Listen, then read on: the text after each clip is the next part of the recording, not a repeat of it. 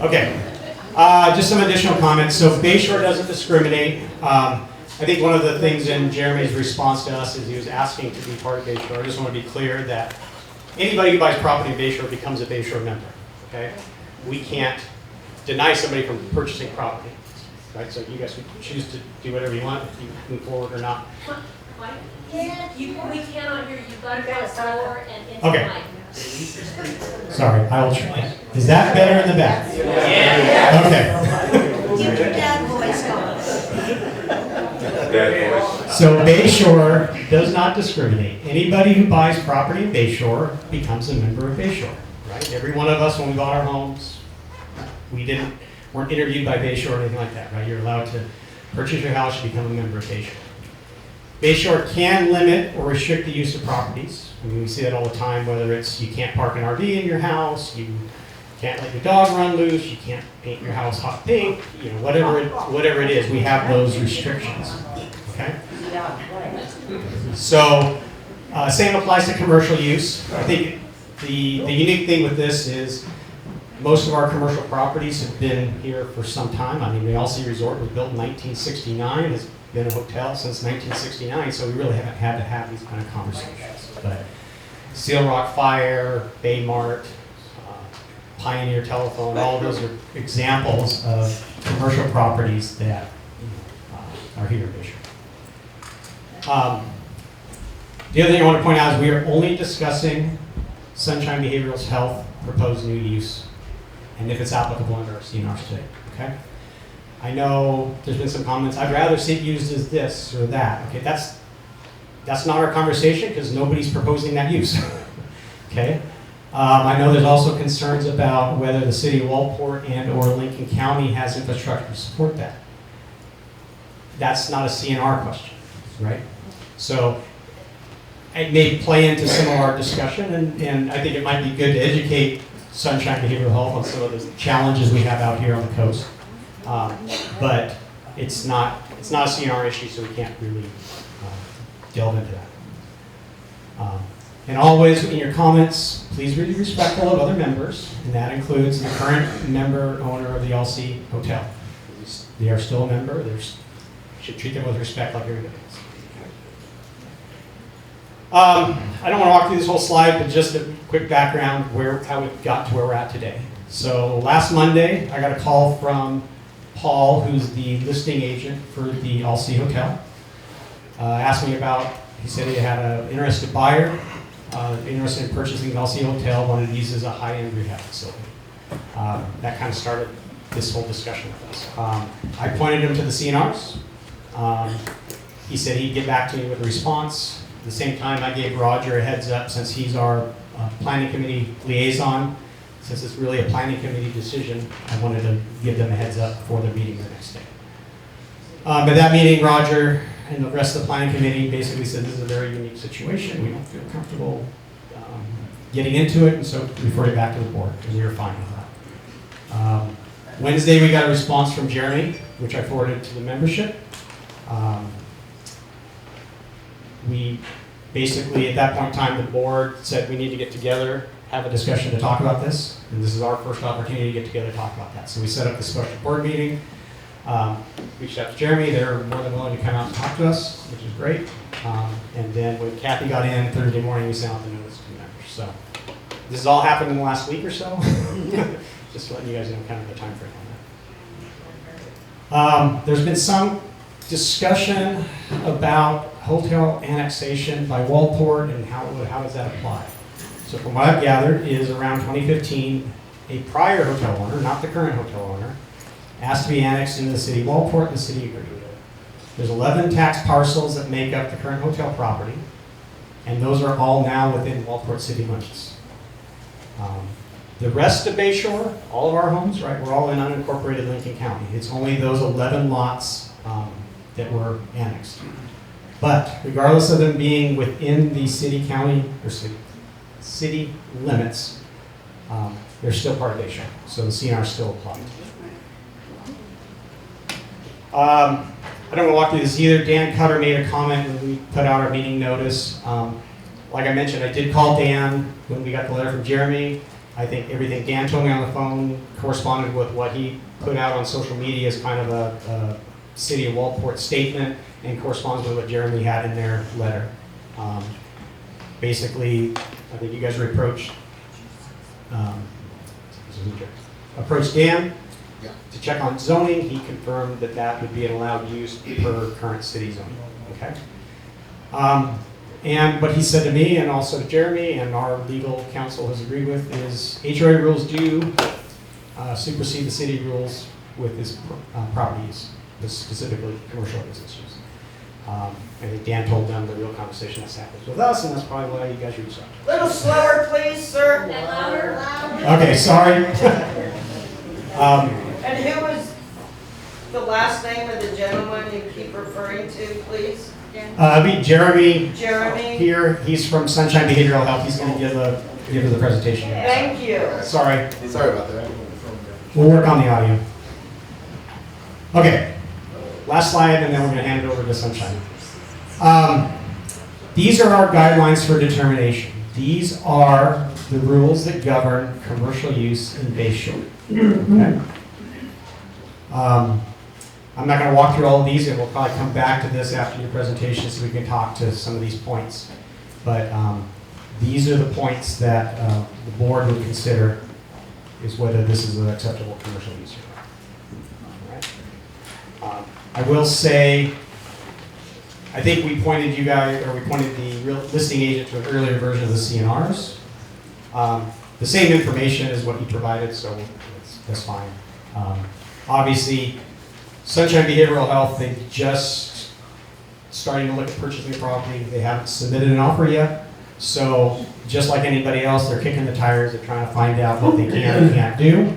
And so just like Dan said with the city, they haven't, Sunshine hasn't submitted anything because they don't own the property yet. Same thing with us. They haven't submitted any plans on what they plan to do, and I wouldn't expect them to until they actually move forward with it and have hired architects or whatever to talk about whatever they're planning to do. So some of this stuff is definitely premature. I'm glad that they're reaching out to us with their service.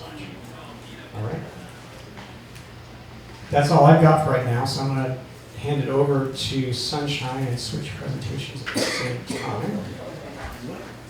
Hold the mic real close to you. Roger, is that on?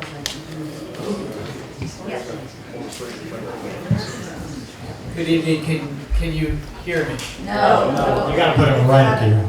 Can you hear me now? Yes. Okay, wonderful. Good evening. I'm Brandon Turner. I'm an officer of Sunshine Behavioral Health. I live in Denver, Colorado. Thank you for having us here tonight. We're here to, and I'm going to turn it over to Jeremy Woods, my colleague, to walk through a presentation, some of which answer some questions that we received over the last few days. Our purpose today is just to share with you what we do for business and what we do from a healthcare perspective. And we appreciate the opportunity to come and present to you. I will just say this is a very important decision for us. This would be a very substantial investment and one that, as I said, is going to be very important for us. So it's important for us to go through this process, make sure we appreciate and understand the impact that our business will have on the community, and make sure this is a place that we feel like we can come and prosper as well. So again, thank you very much. We look forward to Q&A. I'm going to turn it over to Jeremy Woods, my colleague, who's going to take you through the presentation. Hello? Everybody hear me? Yeah. I'm a little bit louder, a little bigger, a little scarier, a little louder. Oh, yeah. This is going to really go. Just remember, back to your nightclub days. Karaoke. All right. Well, Mr. President, board members, community members, thank you very much for having us here. We really appreciate this opportunity to get to see some faces and tell you a little bit about what we do. And that's really all we're here to do tonight, is to let you know a little bit about what we do, clear up some misconceptions that might be out there, and look at it, as Brandon was saying, from a perspective that this is a major investment for us as well.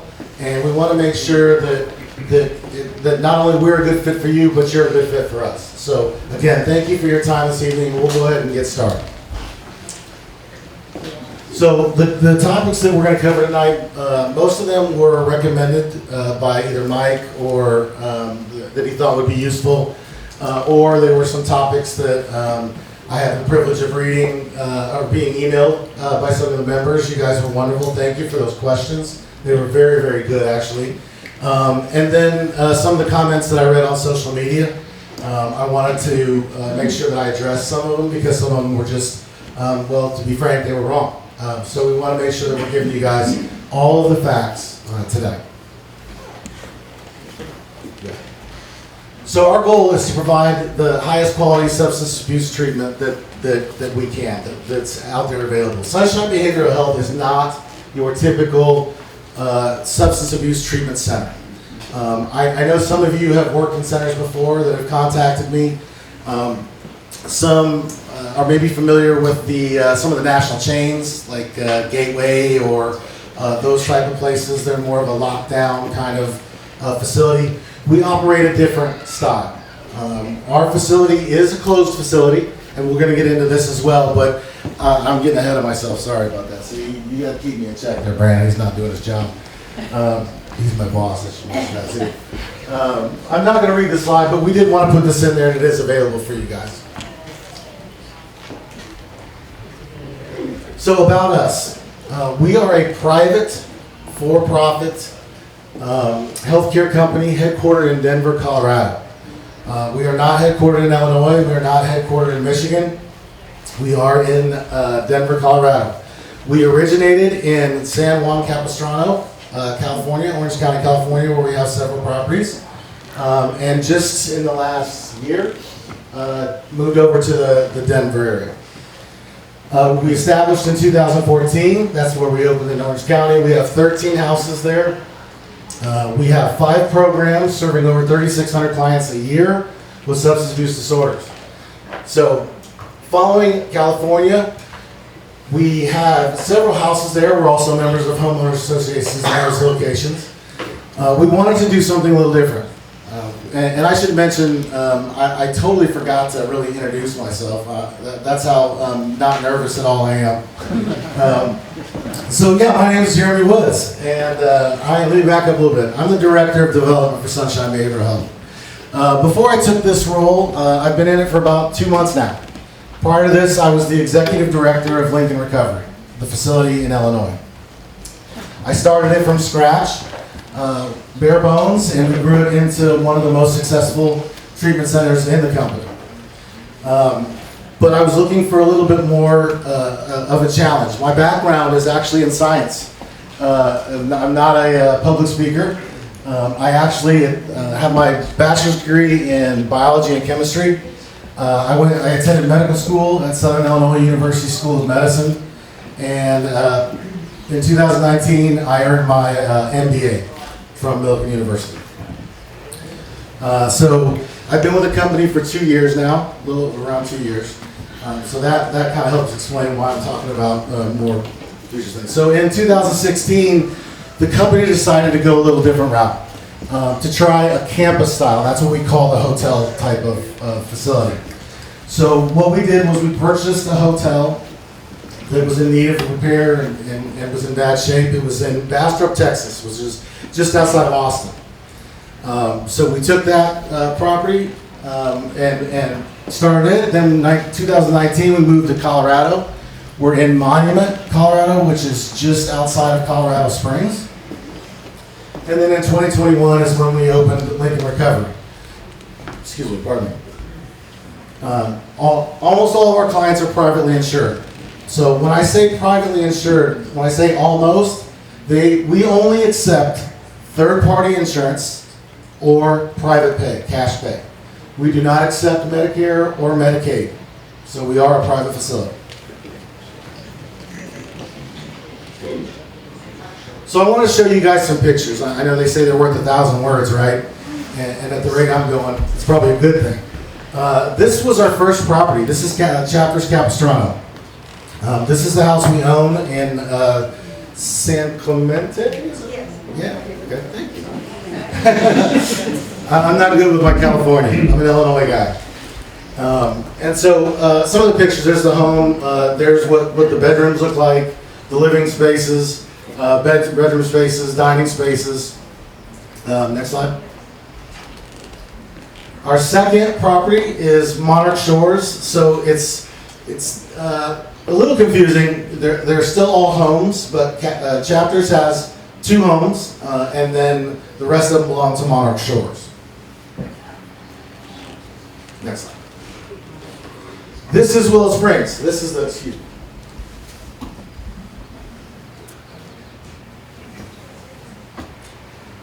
So this is the first hotel that we purchased. And we took it from a hotel that was falling apart, that was in really, really bad shape. And we remodeled it, put a lot of time and effort into it, a lot of love into it. And now this property saves lives every single day. Lives are changed in this building. Miracles happen there. And it's a beautiful place. Next slide. This was our second hotel. If you guys can guess what kind of hotel that was, you win the prize. Red line. It looks like a red roof, but it's actually a Radisson. It was a Radisson Inn. So we completely gutted the property, and other than the foundation there, and redid the property. And again, it's a closed campus. There's the right inside the lobby there, a couple of clients out fishing in the pond. What the rooms look like. And next slide. And this one's by far our best property. This is Lincoln Recovery. This is my baby. That's the aerial shot that we took over it. It's located in a town of about 800 people, Raymond, Illinois. So when we build these type of facilities, we put state-of-the-art gyms in, fire pits. We put common areas. We bring in professional chefs to do meals, and then the sunset, which is just absolutely beautiful out there. So let's talk a little bit about our clients. I know there was some concern about the type of clients that we may take or accept, or that would be out in the community. We accept private insurance or cash pay only. Do not, once again, I just want to reiterate that. We do not take Medicaid. Our clients are voluntary. We do not take court-ordered clients. Every single client is there voluntarily and can come and leave if they want. They're not literally leave, but they're not court-ordered to be there. All clients, before they come, are heavily vetted. They have a criminal background check done, and they have a physical assessment done. So that's done for 2 reasons. The criminal background is we want to make sure that we're not putting our staff, our community, or any of our property in danger. So we will not allow any violent criminals, any kind of violent offenses, anything other than a drug-related offense, we will not allow in our facilities. We also require our clients, they have to be able to walk. There has to be a certain amount of ambulation because we are a subacute facility. And I will get into that here shortly, guys. I guess that does lead me to the next one.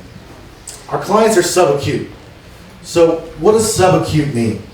I'm sure a lot of you have seen the show Intervention, right? That's probably what scares a lot of people, the how bad and None of that scares us. None of our scares us. Our values in our homes. Oh, okay. Well, that's fair. That's fair. I appreciate that. But, let me finish it, and then we'll get to that. So our clients are subacute. What subacute means is that they're in the latter part of their recovery. So they are coming to us with a lighter level of disease. And we've talked about dual diagnosis. We do not take clients that have schizophrenia or diseases or mental illnesses that we cannot handle. We can handle depression, we can handle bipolar, we can handle some of the subacute, but we don't handle the acute. The acute will refer out to a higher level of care. Most of our clients are actually professionals. Most of them are business owners. They operate and own businesses even while they're in treatment. We have doctors, lawyers. We sometimes have celebrities, professional athletes, and police officers, teachers. We do not accept homeless, transient clients. And the average length of stay of our clients is an average of 30 days or a little over. So how we care for our clients. So I just wanted to go over the process of how this actually works, just so that you guys have a good idea of how we do this. About 60% of our clients are picked up by our drivers. We have a fleet of vehicles. We purchase Toyota 4Runners and a couple of vans. And we will drive within a 3-hour radius to go pick up a client. So we'll go to their home, and we'll pick them up, and we'll bring them back and start the process. About 30% of our clients will fly into us. In this case, they would fly into Eugene. We'd make the hour-and-a-half drive to go get them and bring them back. And then about 10% or so will drive themselves in, or a family member will drive themselves in. So not very many people come with their vehicles. So the care path starts with detox. That's about a 3 to 7 day period. After detox is when a client will go into residential stage. That's where they're going to group for 6 hours a day. They're seeing a therapist twice a week. They're seeing a case manager for aftercare, and they are involved in other activities. After that is partial hospitalization, or it's called PHP. That's a lighter form of care, but it's the same level of care we offer.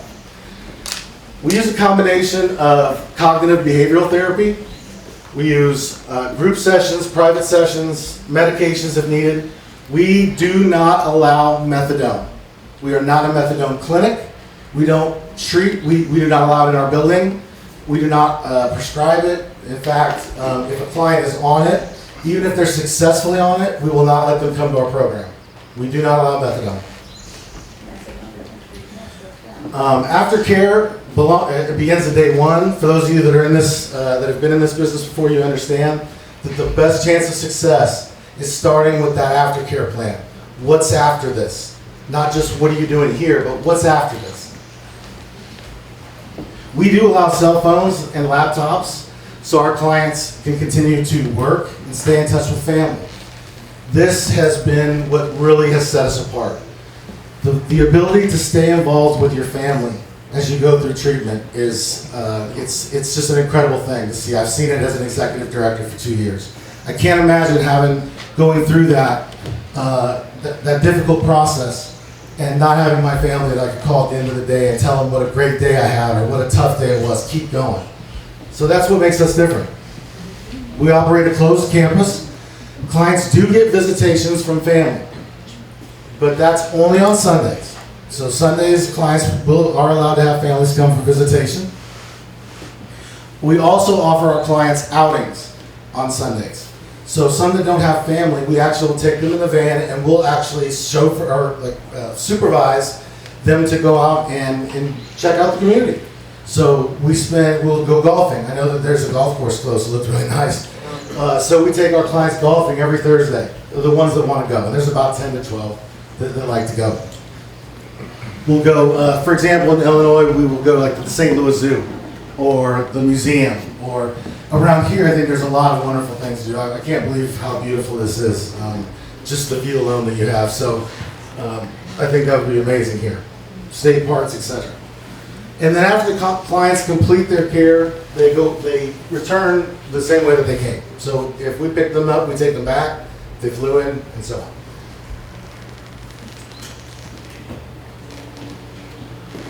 So our plans for Alsi, thank you. Our plans for Alsi. It's an 80-bed hotel. We envision it as a 70 to 75 bed facility. Our plan would be to renovate the interior, exterior, and do a complete landscaping renovation. We will be self-contained, including a full-service dining operation. So when asked about the infrastructure, we are our own infrastructure. We have our own medical department. We have our own nurse practitioners, doctors, our own clinicians, our own chefs. Our staff actually eat in our facility. So our imprint, our footprint in the community is very small when it comes to our operation. We will employ probably, I would say, between 40 and 50 staff members at this location. That will be anyone from housekeeping, who we'd like to keep. It would be the kitchen staff. It would be frontline workers all the way up to executives. So there'd be administrative area, clinicians, nursing department. But they would be in shifts. So there wouldn't be traffic of 50 people coming every morning and going home every night. It would be about 20 or so at each shift change. We believe many of the clients, well, we've already covered that. For emergencies, we are planning to use Newport Hospital. We operate a strong and stable business model. Why do I say that? Why did I put that in here? Because we want to continue to help this community grow if we become part of this community. We want to help, we want to make sure that you understand that we have the capabilities to cover the financial responsibilities that the hotel did. And so that you know that we're not just going to be leaving you guys out in the cold. This is Alsi will be an important program for our business. It's and a place to continue our mission. And our mission, ladies and gentlemen, is just as simple. It's to save lives. It is. It's to save lives. That's what we do.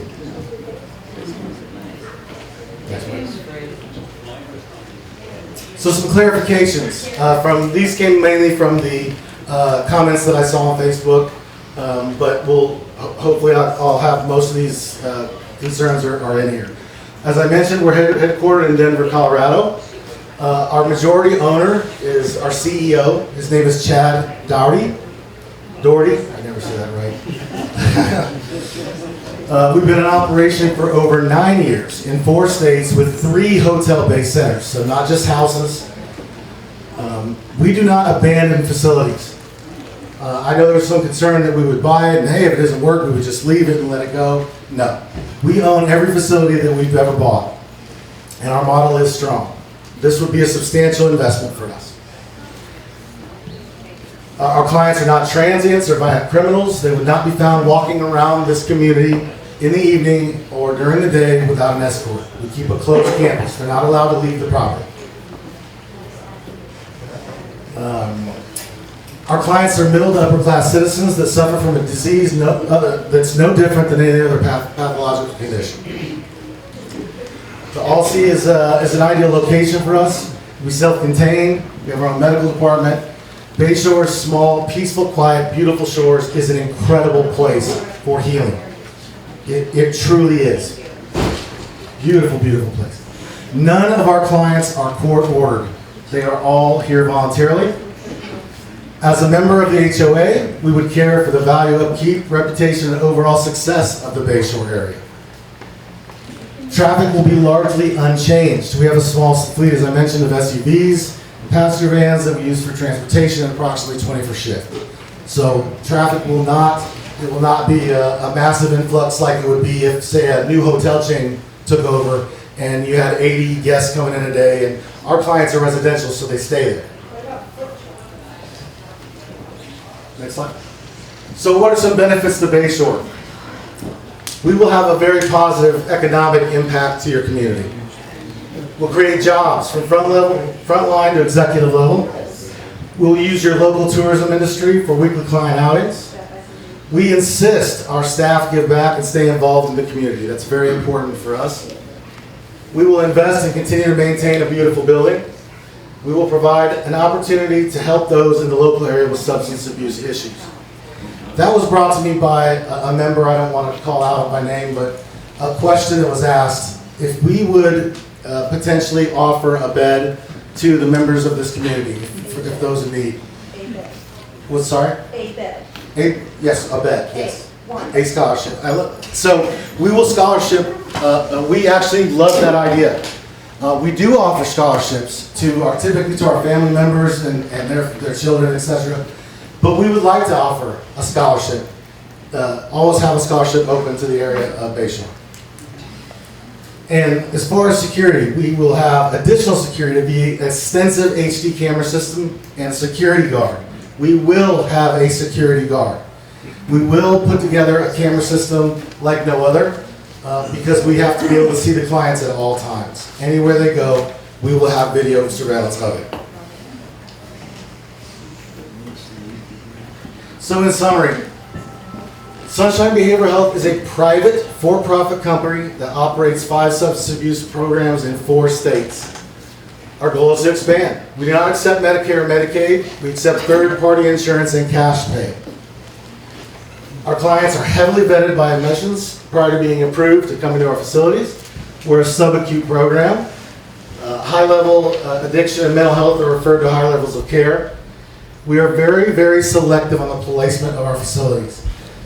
This location was one that we have chosen to look at out of several because of the location, because of the beauty of it, because of the way that we can just kind of be on our own over there.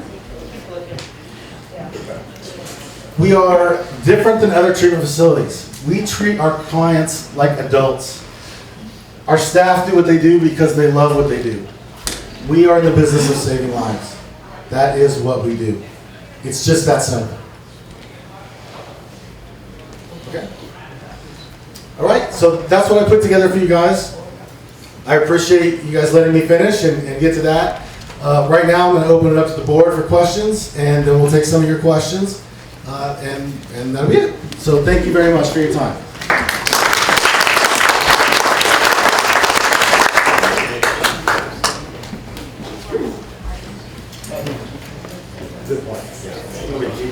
Yeah, while I'm switching screens, anyone want to?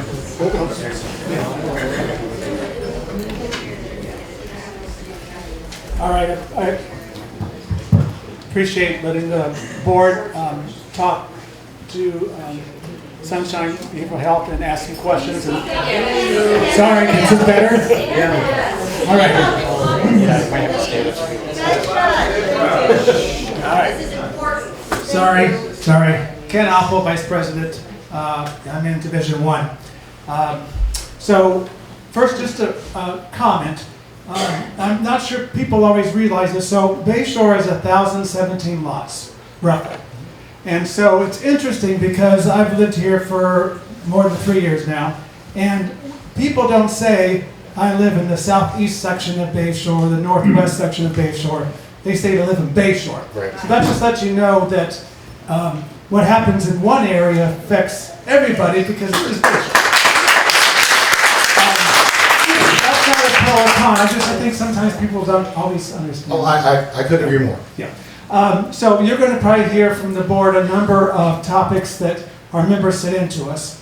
I'm not going to list them right now. I mean, the things like traffic and where people are going to live and their work there, etc. I want to talk about property values, because that's been a concern by several people. And so, given my former background, I did research on it. Okay? And it's funny because when you do Google Scholar, I could only find 2 research articles that really talked about the effect of a rehab facility on neighborhoods. And one in 2014 said there was between an 18 and 17% decrease in property values. The one in 2019 said it depended on the method you use. You use one Cisco method, it's 4%, another one 0%. I talked to a local realtor, and she said that she believed it would decrease property values. And what concerned me is she said, I would never live in Bayshore if there was a rehab facility.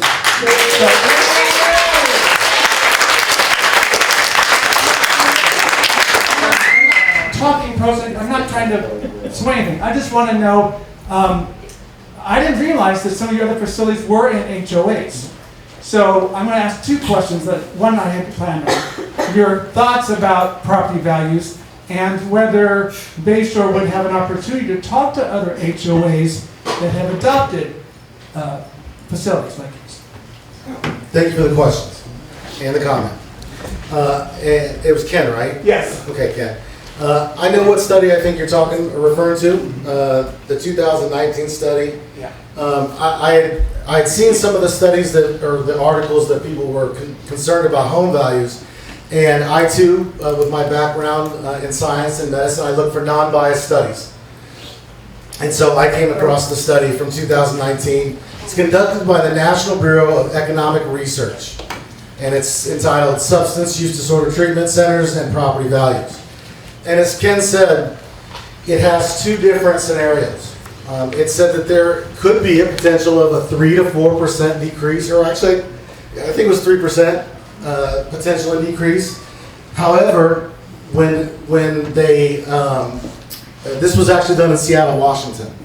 When they actually stretched out oh yeah, you guys, Seattle, I know, great one, right? That's, well, hey, there's no better place to do a study like that than there.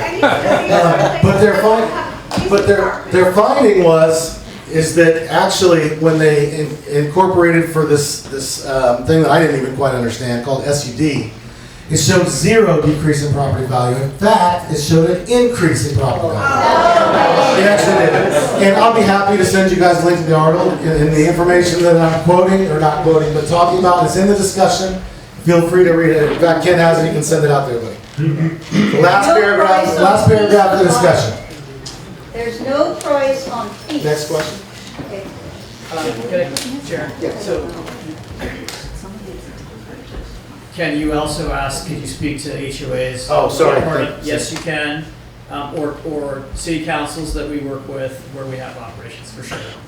We'll have to introduce you. Thank you. Talk to the neighbors. I've got, I'll still let other people talk. I mean, I could do another one if, Well, yeah. I had some I thought about, so I'll at least mention these right now, and I think, like we said, just like we all probably have the same concerns, everybody out here has the same concerns too. I'm going to focus more on what our guidelines say, because that's what we have to use to determine appropriate use, right? So, particularly on the guidelines for determination, if you look under commercial requirements, number 1, will benefit the residents of all 7 divisions of Bayshore. And one other Article 1 in our CNRs, basically states why we have CNRs, right? In there, it gives a list of reasons of why we have the CNRs, and one particular sentence is to protect owners of building sites against such improper use of surrounding building sites as will depreciate the value of their property. So right there, CNRs are there to protect property values, which is what Ken was talking about.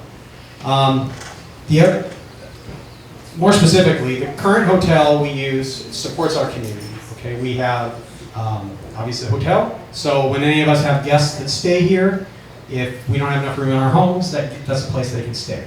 They have the Waves restaurant. A lot of us go there for dinner, drinks. It's a good place for us to get together on weekends or nights or whatever, right? So in determining whether or not this is going to benefit Bayshore, right, the first thing obviously is we would lose those benefits that we have today. And then, you mentioned the facilities you have, and it's going to be a closed facility, a high definition security system, security guards. We don't have that today. So obviously just the fact that you need to mention you have to have a closed facility, put security guards and cameras, that's obviously concerning to the members, especially the ones that are down there on Admiralty Circle, in Way, Bayshore Drive, and closest to the hotel. I mean, like Ken says, it does affect all of Bayshore, but particularly those closest to it. When I looked at the aerial views of your other hotel type facilities, it looks like, at least the one in Illinois and one in Texas, they're fairly, I don't want to say remote, but there's forests or space or whatever around it. The Denver one looks like it's a little closer, maybe that's the one that's in an HOA. But here, basically, the hotel is 200 feet from the closest house. So have you guys had experience, I mean, other than the Southern California homes that are kind of in residential areas, you haven't had experience with a hotel that close to residential homes, correct? Correct. Okay. Correct. So I guess you guys listed a lot of benefits and economic benefits, things like that. We don't necessarily, it's not necessarily going to flow to Bayshore members. Oh, sorry. Sorry about that.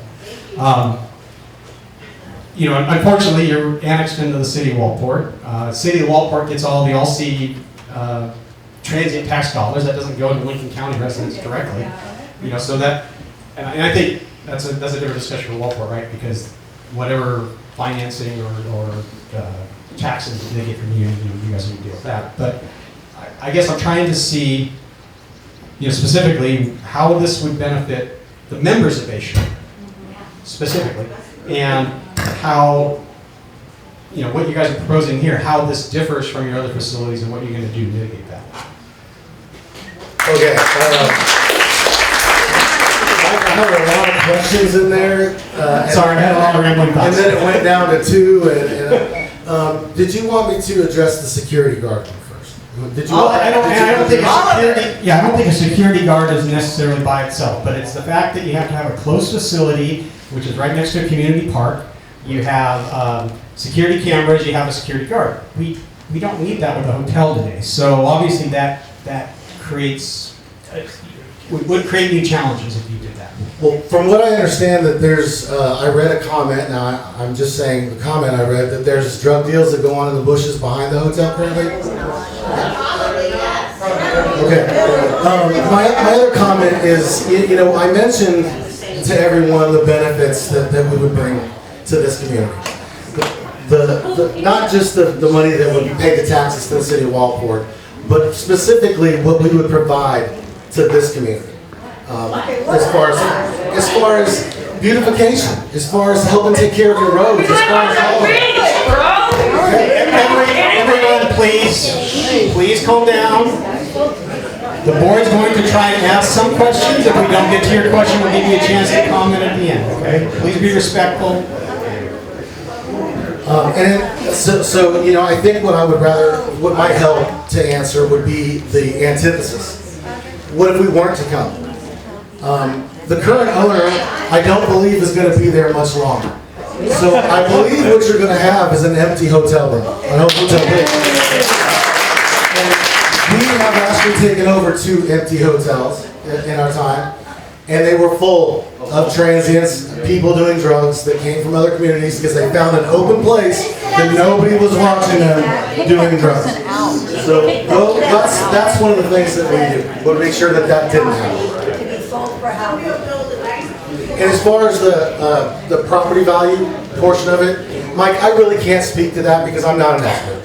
I'm just not. I can only cite the non-biased article that I read, so I apologize for not being able to read more into that. Yeah, I understand that and respect that. This definitely probably the number 1 or number 2 question on everybody's mind, so I think we have to make sure we I ask them. completely understand that. Will there be fences around? No, we're not taking. We're not taking member comments yet. And then finally, the security guard, actually, we don't have security guards at most of our facilities. But because of the concern that we read from this community on there, we decided that we would have one in this facility because obviously there's not a police presence, from what I understand, or you can't get them to come out here. Well, we will have a security guard that will be out here. The camera systems are for our protection as well. So if there's a client that states something happened that didn't happen, we have that ability to review it. So I mentioned the camera system more to kind of set you at ease that we have that there, but that's not its actual intended use. Okay? Okay, Storm, go ahead. Just a quick question while we're on closed campus, landscaping, security, HD cameras. I didn't hear anywhere of a fence. What are your plans for fencing the facility? Thank you. No, we would not put a fence around the facility. No. We only have a fence around one of our current facilities, and it was because it's the one in Colorado. Because it's in a high traffic area, so we just wanted to close it off. We don't need a fence, we've never needed them. The clientele that we bring are not clientele that wander off. They want to be here. They don't go out and make drug deals out in the corners. They're here with us because they want help. They are middle to upper class people. They are just like you and I. They are normal people. No, I can appreciate that. I guess is the closed campus a front door in out only? Is that how you consider it a closed campus? Yeah, well, the closed campus means that we don't just let the clients go run off into the community whenever they want. That's what I mean by closed campus. So again, I appreciate these questions. It's helping me to clarify my own misspeaking, I guess, or not saying it correctly. But a closed campus simply means that the clients are not allowed off of the property unless they're escorted by a staff member. That's what that means. So thank you for that question. You're welcome.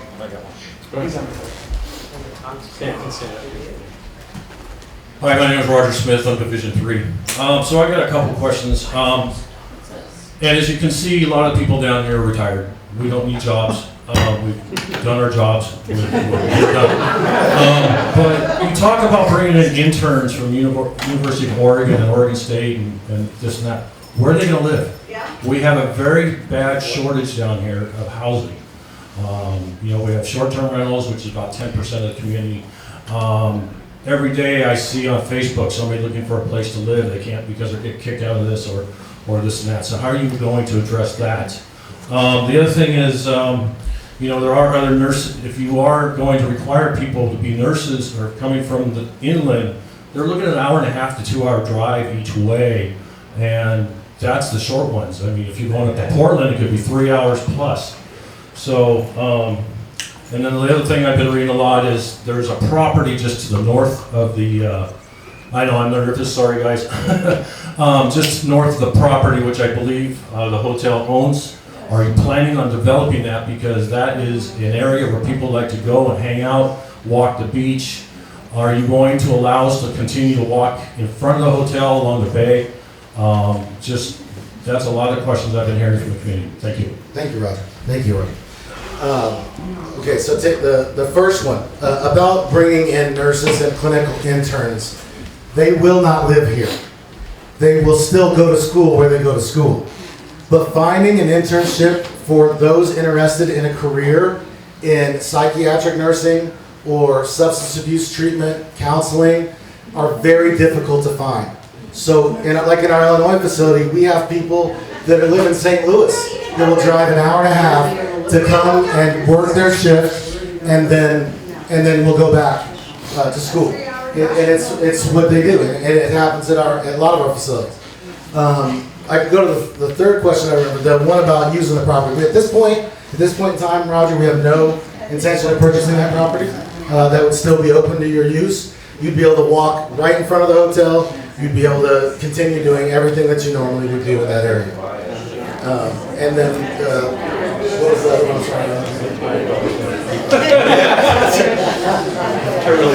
So, I guess while he's thinking about that, so I put up a map here. I mean, this is kind of the area we're talking about, right? Right. So, the hotel's here. It basically covers 10 tax parcels. Yep. There is another parcel here across Bayshore Drive that's circled there at the end.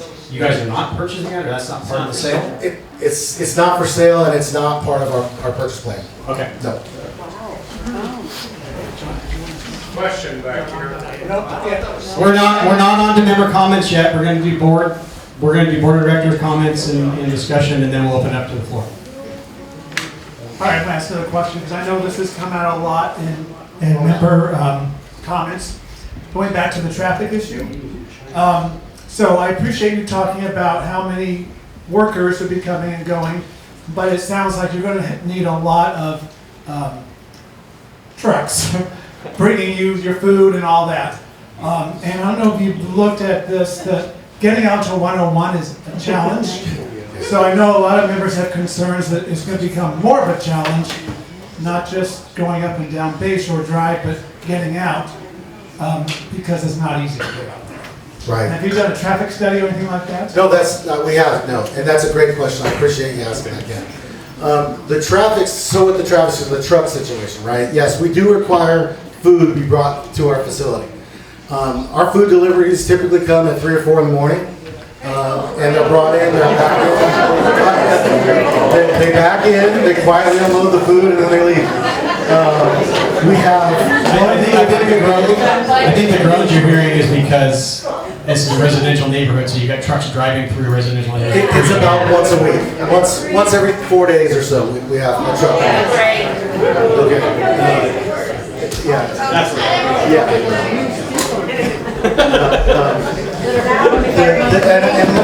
So that we're on the same page, let me be transparent.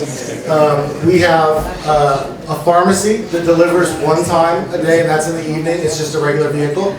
And then we have a one vehicle lab. We use LabCorp. They come in the evening, in the middle of the night, and pick up any labs we've drawn for that day. So those are the 3 sunshine vehicles that you would come in and out. Yeah. it on those labs? Is it to make sure they haven't stored that day? No. We'll get to member comments after, sorry. I need to be fair to everybody, right? So another question for you guys. So you stated in the proposal that you want to put $4 million of improvements in the hotel, and obviously a community like that would love to see improvements to that hotel facility, whatever, however it is. I'm imagining most of that money would be spent on the inside, rooms, and you show a lot of pictures of the inside of your facilities, exercise rooms and the dining facilities and stuff like that. Do you have a feel for how much of it us members would see of that?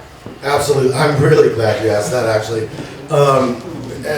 The outside of it would be at least half of the renovation. The inside has some recent renovations to it. It'd be a matter of putting some similar colored carpets and putting up walls for group rooms. But where I think the real need is for the actual aesthetics of the building, especially the way it looks right now. Also, we would upgrade the internet system to fiber or whatever we would do with that. Put in the camera system, so a lot of it would be IT and electrical as well. So yeah, but the outside would be, and actually I can say that would be a big emphasis for us, would be to make the outside look very well. And this may be a little too early, because like I said, you guys are just considering purchasing property, right. and you haven't done a lot of the groundwork yet. Correct. But what other kind of improvements would you envision for the outside of the facility that the members would see? Well, obviously, I guess besides the shell of the hotel, right? But the shell of the talking about hotel. volleyball courts, are you talking Right. about whatever? No, thank you. That's a great question, actually. We would probably, and just looking at it, I'm just guessing, and I can't say for certain because we haven't really looked that deep into it. But at our other facilities, we have sand volleyball, horseshoe pits, bags, cornhole, and those are typically what we do in the outside. Are you going to close?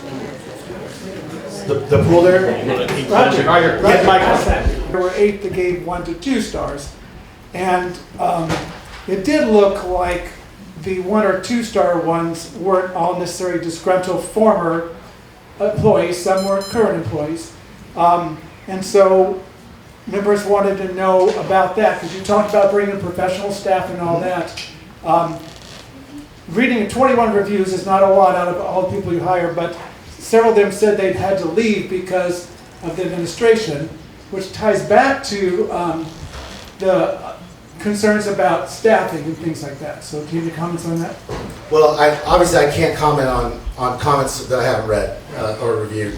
But what I would say is, for those of you out there that have owned a business, that most of the time comments like that do come from disgruntled employees. We certainly are no different than any other business and have had our share of employees that came and tried it out, it didn't work out, and we separated ways. What sorts of problems have you had? We're not doing member comments yet. Past. I have one more, Mike. Okay, go ahead, Scar. I'm going to actually pony on with your great observation that the other campus and hotel facilities were not surrounded on 3 sides by residential properties. Question for Sunshine is, have you seen this being us level of interest in any of your other communities?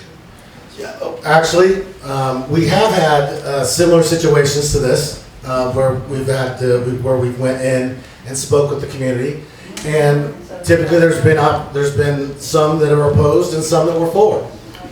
We basically just go in, we state the facts, we state what we do, and we leave the rest up to the committee. Okay, thank you.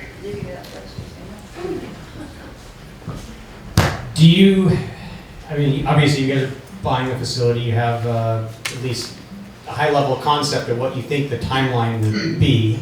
I guess it'd be interesting to see what you think your timeline is and if that matches with beach time.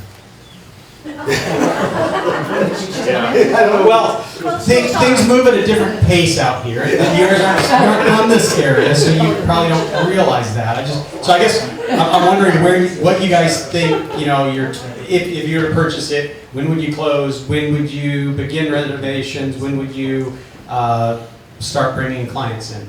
We don't have a timeline, but I'm not sick. okay. You can get good and close. Okay, good. We do not have a timeline in terms of operations.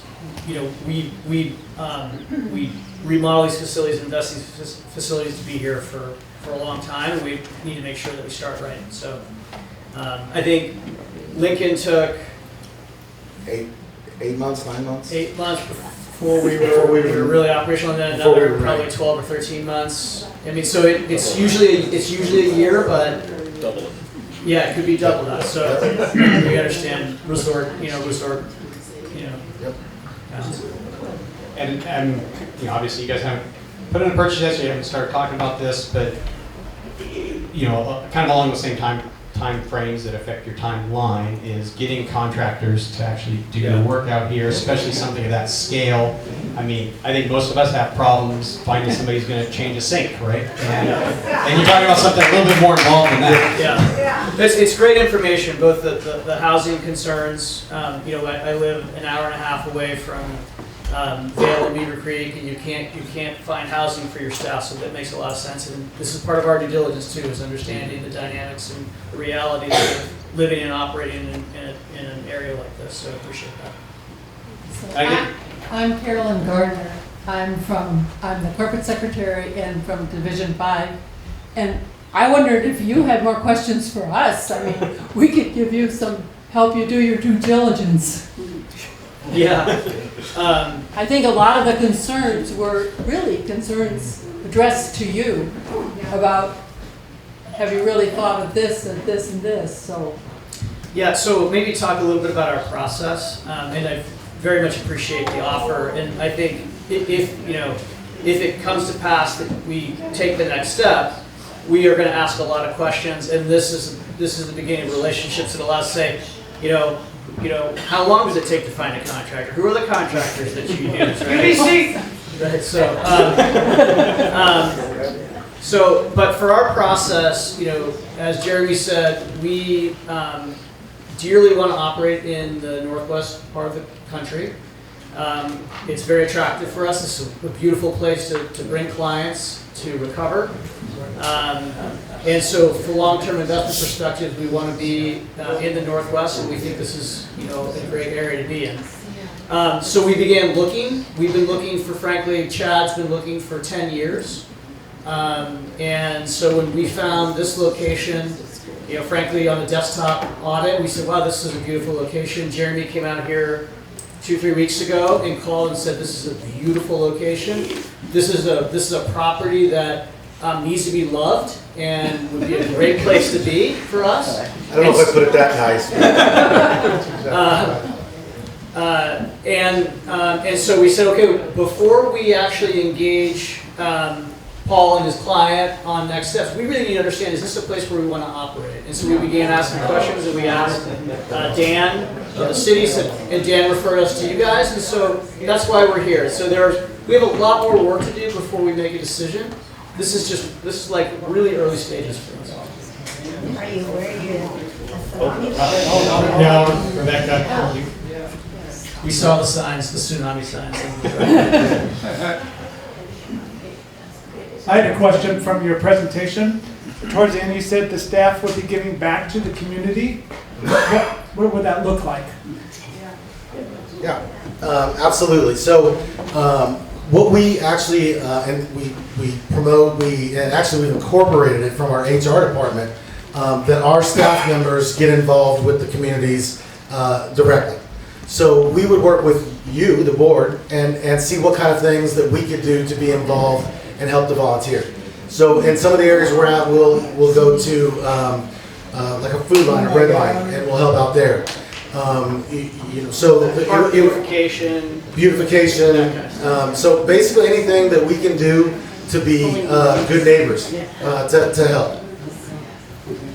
It's a great question. And our employees want to do it, right? Yeah, That's they love part it. of Okay, what- that's helpful. Yeah. Just as a reminder. That 3-hour commute. Excuse me. Quiet, please. Everyone, you have a chance to ask questions if you need to, but if we get out of hand, we're gonna have to cut this short. I don't want to have to do that, okay? What I would say is, I think that's great they do that. That's not necessarily a Bayshore thing. That's probably more of a Walmart thing. But anyway, the other question I had, just hypothetically speaking, one service that Bayshore currently does not have is security for people who live here. So we have some houses that violate rules such as noisy and too many cars and stuff. Has, in any of the other places that you have facilities, has there ever been an offer to provide something that is specific to the community that's not necessarily specific to the facility? Does that make sense? Yeah. Yeah. So in other words, yeah, go. The answer to the question is no, we've not been in that position. So, but we consider ourselves members of the community where we operate, and so we work very hard to be good members of the community. So.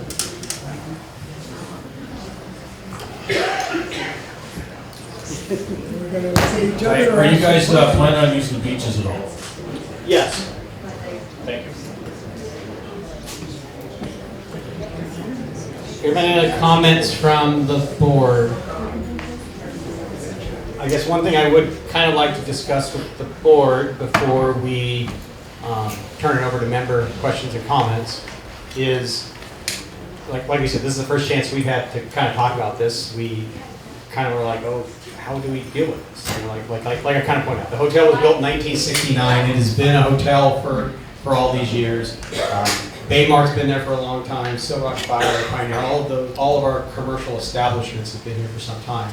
So any establishing new commercial places, or and I don't think we've ever had a situation where we needed to change.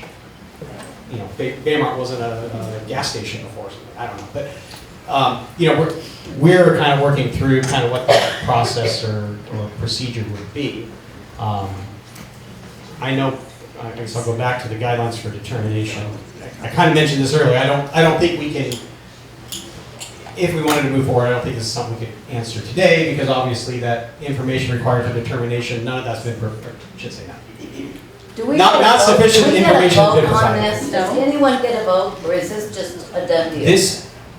What I'm trying to do right now is discuss with the board how the board would like to move forward with this. Per our CNRs, per our CNRs, this would be a planning committee decision.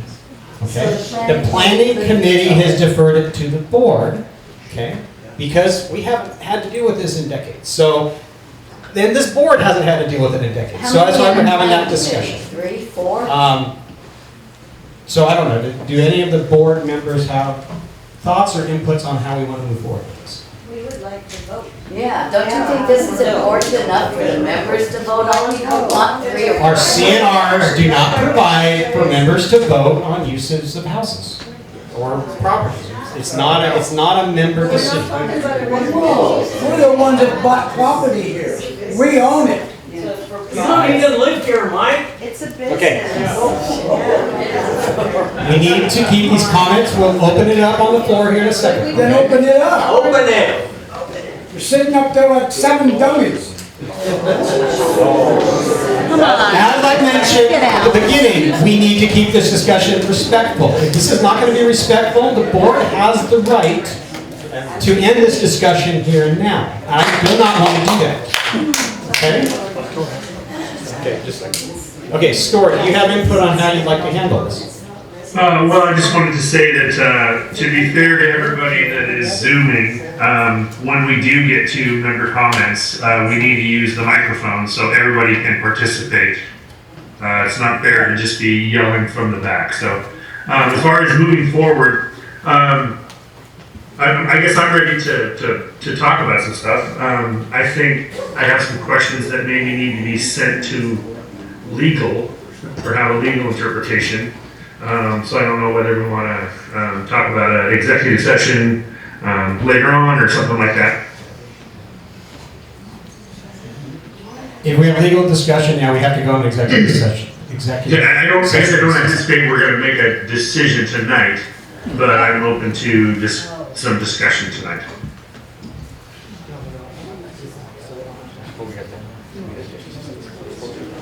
So my understanding is that this is the meeting where we're supposed to be having discussions.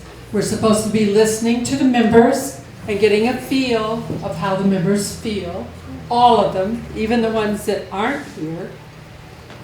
So I think that the board, and they haven't made an offer yet. I mean, we don't have a decision to make until they actually make the offer. So that's what I think the board should be.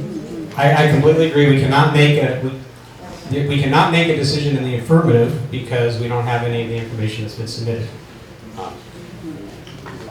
I guess I have two comments to make. First of all, just an aside, I have hearing aids, so when people start talking out there, I can't hear everything. So I really do ask for people to be civil and respectful. I believe, so I don't know how many, but Mike received lots of emails expressing concerns or questions, and from what I can tell, we have touched on most of those.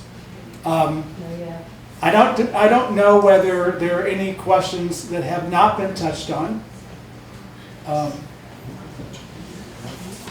I don't know if you want to add, but I also feel strongly that members need to know that it is a board decision, given that the planning committee gave it to us. And I bought my house here, Carolyn bought her house here, Mike bought, everybody's bought houses here. But everybody has bought houses here, and that's why you're members. Okay? And so we cannot start making decisions about one member that could affect many members. In other words, we have to use the CNRs or the guidelines. And for me, the biggest issue on the CNRs is how the commercial property would be beneficial to all 7 divisions. And we need to figure that out. I don't know if you want to take questions on that. Okay, if there's no more discussion on the board, I'm going to open it for member comments. What I'd like to do, I've got a slide on the screen. If you're on Zoom, there's a procedure how to raise your hand. I know we have a few people who have already raised their hand. I would request that you go in there and change your name to show that either your member number, your address, basically confirm you're a member. If you're here in the room, what I'd like you guys to do is you're more than welcome to line up here to this, you're more than welcome to line up to this microphone over here on the left, and we'll take comments one at a time. We are going to try and limit this to 2 minutes per person. Okay, just in the interest of time, because otherwise we're going to be here for another month. No, we'll be here for quite a while. So I'd like to limit time for 2 minutes, and we'll probably alternate between questions in the room and questions on Zoom. Oh. It's on. I just want to say this is not a situation that we're normally in, right? That was better. Okay, this isn't a situation we're normally in, and we discussed wanting member input, so we're just here. Put it right in your mouth. We discussed wanting member input, right? Because we discussed wanting member input because we wanted to know how to vote on this, but it's something that's been presented to the board. So we want input. We're not sitting here like just doing nothing. We're asking for people to express themselves so that we can represent you like we were voted in to do. So.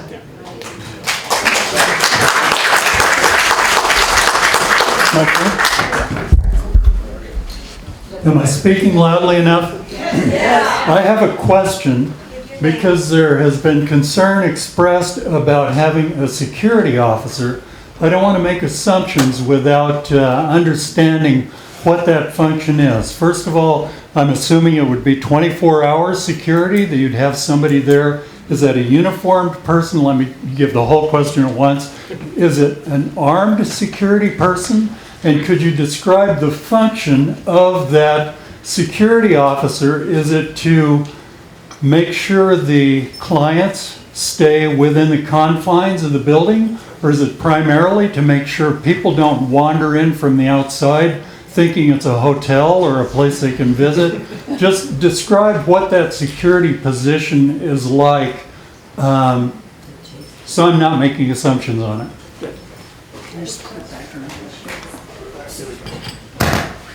I don't know how to do that. And that is a great question. Thank you for your question. Again, the function of the security guard would be a couple-fold. As I mentioned before, we don't have security guards at the majority of our facilities. We just have them at one. But the reason that we would want to have one here, we felt that it was a concern of yours enough that we would want to employ one. Number two, I think it's because also we want you to feel that even though we know how our clients are, we have a security guard on campus. I can't comment, I don't believe they'd be armed, but I can't comment to that or not. I really don't know. We haven't vetted that yet. It really is for everyone's peace of mind. We also don't want people to come onto the property and break into cars or things like that, because we do end up with some fairly high-end cars in the parking lots.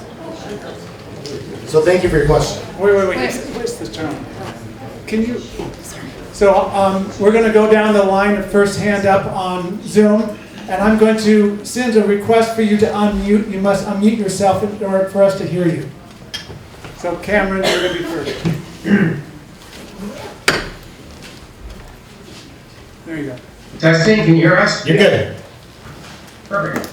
It's more of a comment to the board of directors than a question. The facility is proposing, where they can start it is multi-million-dollar home down in Orange County, California. And, the benefits to our community is not just limited to the Bayshore community. We are a rural area of about 3,000 people in this community. Most of our demographic is Medicaid, Medicare, homeless community. So if we're looking into, thinking about a facility that is going to benefit our community, it's not just Bayshore.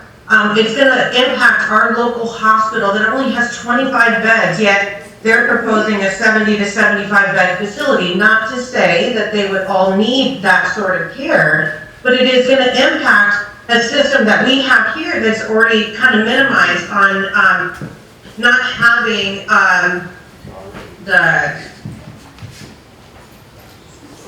we don't really have the demographic here to support what they're proposing. They're proposing bringing in people who are lawyers and doctors and celebrities. That's not Walport. And I understand the attraction, but I think the board really needs to consider that not just a benefit to our community, to the 1,017 lots, but the benefit to our community as a whole. There's no question that our area could utilize a substance abuse treatment, but in a residential community where it's not going to serve our 3,000 residents, I just don't know if it's the right area for them. That's all I wanted to say, just a comment.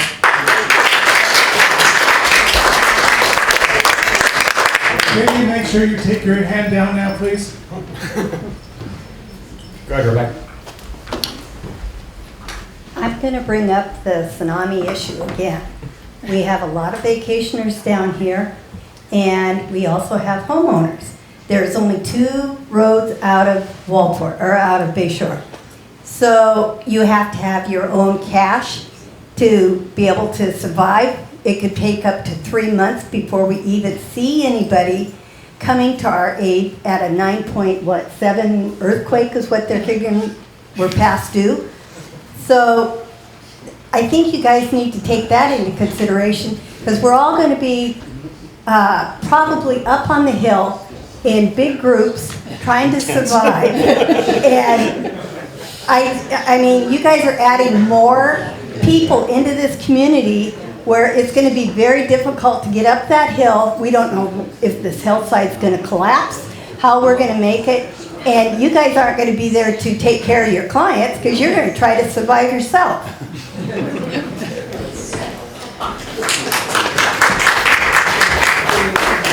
Okay, online, I think he's got to respond. Oh, sorry. Respond to that. Thank you for letting us know about that. Okay, 2009 Beach View, I'm sending you a request to unmute yourself. There you go. Hi there, can you hear me? Yep. Yes. Yeah. Can you guys hear me? Yes, we hear you. Okay, great.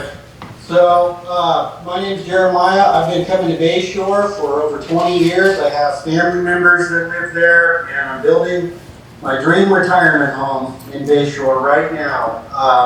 I have also worked in drug and alcohol recovery and mental health recovery for about 15 years, including high-end facilities, exactly like the one that Sunshine is proposing in our neighborhood. I want to make a few points. They say it's not a lockdown facility. People can come and go. Everybody is voluntary there. The fact is that there are going to be many people who are there under coercion from family, friends, and or the judicial system to avoid consequences from their drinking and doing drugs. And that doesn't just include like DUIs and stuff like that. It's going to include other crimes, people trying to avoid or put a positive face on upcoming criminal trials. I don't say this because I think that's what the case is. It's true. It's a fact. I've seen it. The clientele were described as being subacute, some sort of a lighter level of addiction. I've worked in the field for 15 years. This is the first I've ever heard of a lighter form of drug.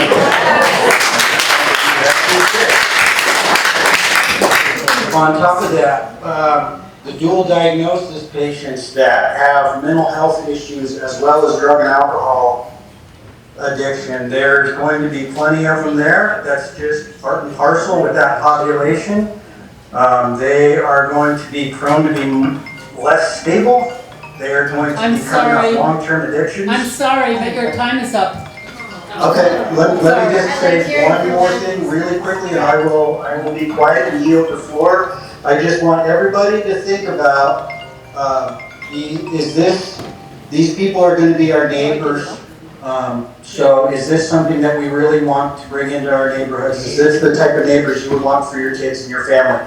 Thank you very much. Thank you.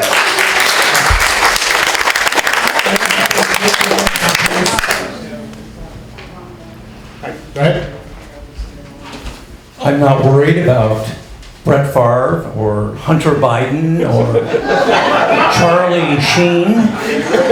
But I do want to know from you guys, what's the worst case scenarios you've run into? What have you had experience with? Can you say your name and your... My name is Mark Olinger. My number is 0700. I live on Oceania Drive. Thank you. Thank you. Thanks, Mark. So, just to clarify, Mark, are you asking what's the worst? Yeah, what have you guys experienced already from your patients? I mean, tell me the truth. What's the worst case? I think if I understood a little bit more of what you're looking for. Anything criminal. You got some troubled people at your facilities. What's the worst thing that's happened at your facilities? There's been 0 suicides at our facilities, 0 murders. Any escapes? And in the 2 years that I ran Lincoln Recovery, there was not one physical altercation. Not one. I think the worst we saw at Lincoln Recovery was verbal altercation that we were able to stop. So as far as the other facilities, I didn't lead those, but I know that they have I've had similar experiences, but I can't necessarily say what they've seen. I can only comment on. Okay, so there's nothing in your system that says, oh, we've had problems with this. How many times can they test dirty before they get picked down. Yeah, how many times can they test 30 before they get kicked out? That, well, I just don't know that that's a relevant question. Oh, it is. Well, there's only one liquor store in town, so. Yeah. Closes at 7. Even better. Okay, Jane, I'm gonna send you an unmute request. Unmute. Okay, can you hear me? Yes. Okay, so since Bayshore is a part of a bigger community, I have a concern about the community. We on the coast already have, there isn't one business around that isn't having staffing issues. They can't get enough. And I've lost count of the people who accept jobs here before they find places to live.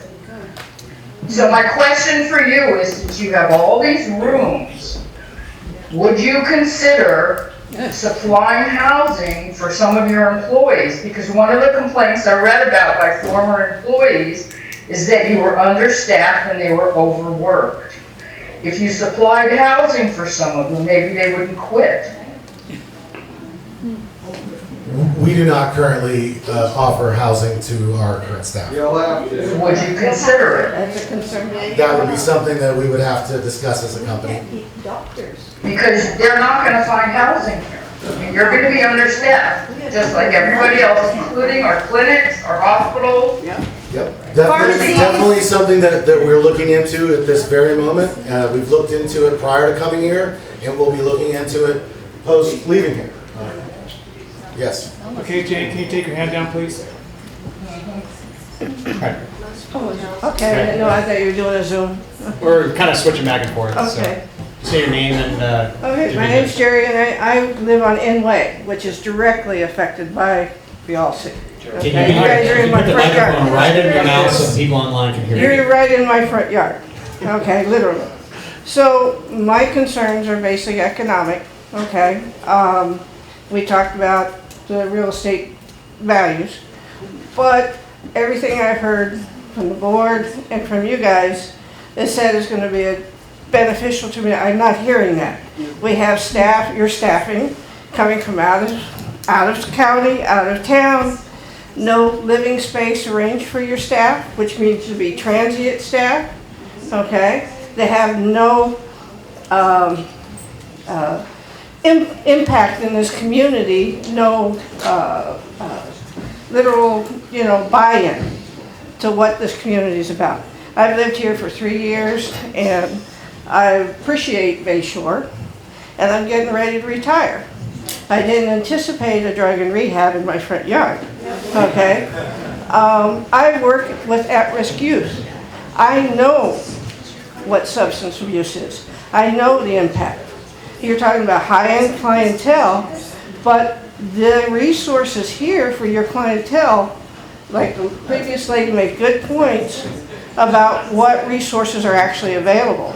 The reality is, what your model is doesn't fit what we have here in this county. Thank you. Thank you. Anita, you're next. Can you, when I unmute you, can you please state your address or your division number or something like that, please? Hi, this is Anita Site. My number is 0156. I live on 1713 Northwest Bayshore Drive. I understand the need for this facility, and I think it's great.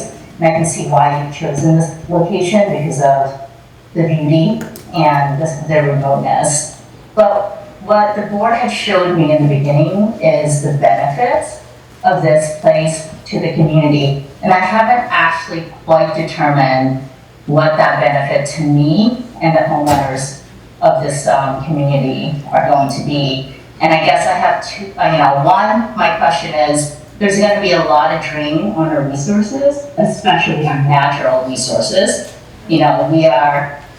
This is a very pristine area, and you're putting this place in, aside from the scare tactic that you just told me, that, this Alsi is going to be a dump basically, and people are going to move in. I'm asking the board, what are you going to do? Like, how are you gathering these benefits to the community? And what am I going to see from you guys? What is going to be your due diligence on what that is going to be? So it sounds like your question is more directed at the board than Sunshine, is that correct? Oops, I'm sorry, I muted her already. Oh.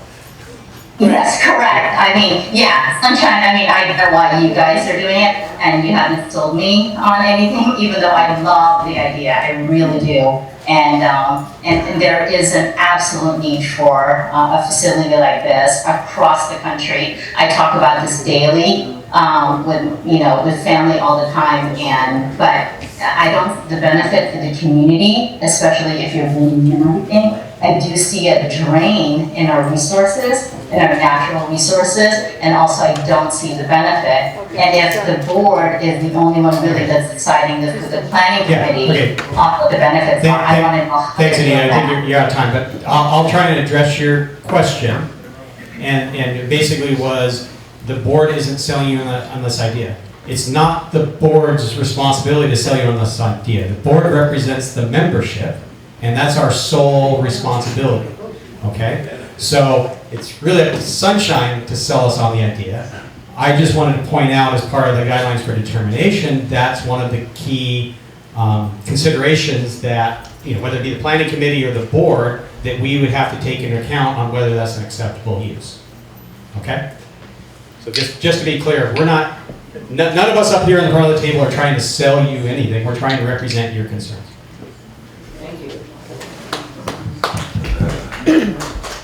My name is Jenny. Can you hear me okay? Yep. I live on Mackey Street, Division 1. My first comment, I want to just share a personal story. I'm a widow. I don't know if you know this. I am a newlywed again, but my first husband, I did try to save his life, and I sent him to this schwanky place called Tranquil Shores in Tampa. And he had to be rushed to the hospital, and he died in the hospital. And they found alcohol in his system. And I'm sharing this with you because I will leave, not that you care, but I will leave if you put your facility here, because I don't want to be reminded of that every day. We all deserve a place to recover and heal in a beautiful place. So I think we need to think about, the addicts' families and what we all go through. So that's just something I've been wanting to get off my chest as you sit here and pitch this idea like it's just so beautiful and fun and so lovely. This like addiction tourism is just killing me, first of all. Second of all, I don't want the board to feel like they can just negotiate. Like, what are you going to give us? You're going to give us a scholarship? You're going to give us a bed? Or, ooh, we get a security guard? I don't see any benefits to the community here within Bayshore, broader to Waldport, because you're not going to help one person that lives here. You can't, and I don't want to get into a whole staffing thing, but I can't even get my medication from Walgreens, so now you're going to add 70 more people in front of me, and I can't even get my thyroid stuff.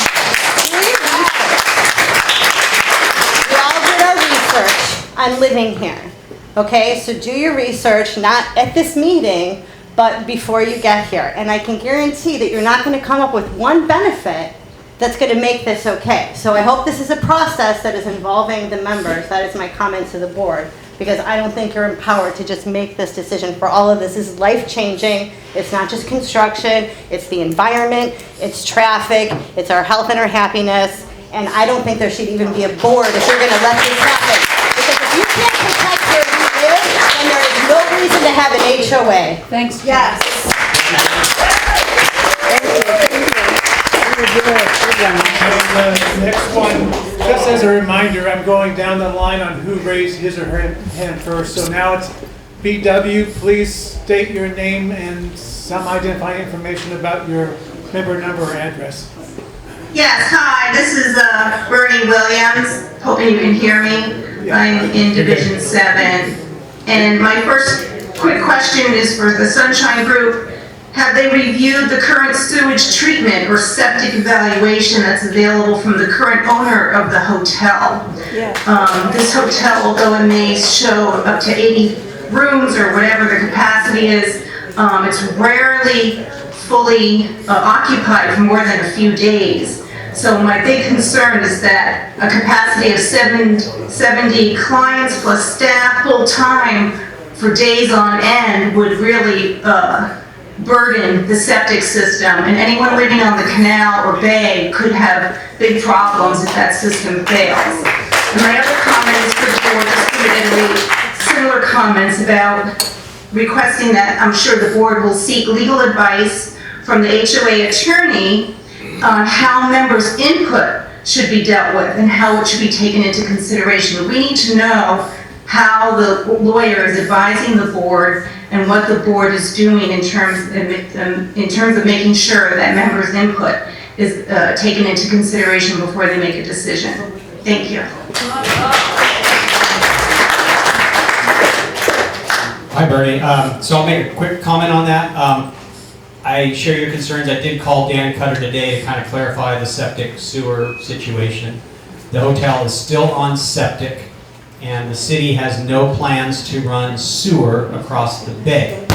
So that means they're always going to be on septic, stressing the system along with stressing the groundwater like all of our homes. Okay.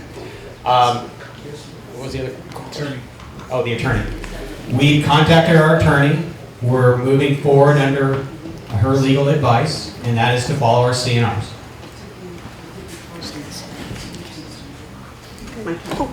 Okay. So public speaking terrifies me, but so does this situation. Name? Melody Morrell. I live on the other side, on upside of Bayshore. So this topic is far too sensitive for me, as my husband struggled with this his whole life. He is now 15 years sober, but he's also 67. I would like you to give us, and everyone here, because a lot of people here don't have my experience. I want you to not talk about the lighting and the beautification, but I want you to talk about relapse is part of the progress of getting sober. I want you to tell the people here how many times it takes an addict before they get sober, or if they ever do.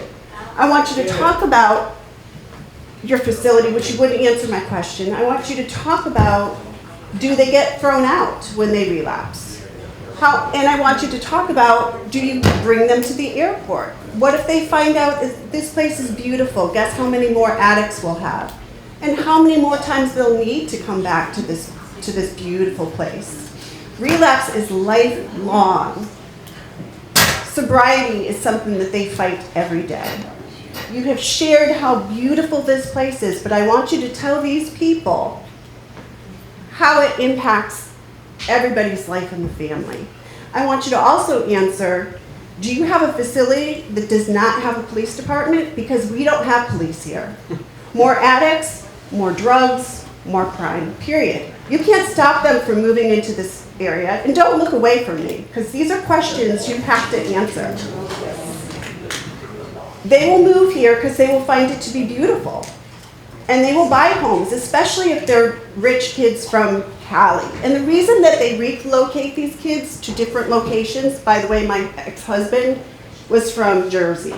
They relocated him to Phoenix. Do you know why, people? Because the chances of their sobriety is better. Remove them from their environments, their people, their drug dealers, and they will do better. That's why they're relocating to this beautiful location.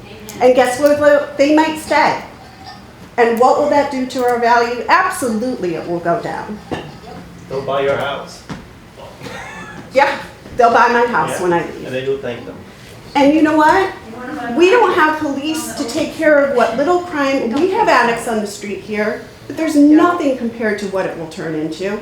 I lived in an area where there was rehabs. I took my husband there 3 times. I went through treatment with him. I stood by him. I went through everything with him. And you know what? He ended up in prison for 4 years. And now he's finally sober. You know what he was doing? Property Thank you a theft. lot, but your time is up. Please answer the questions and what your facility will handle.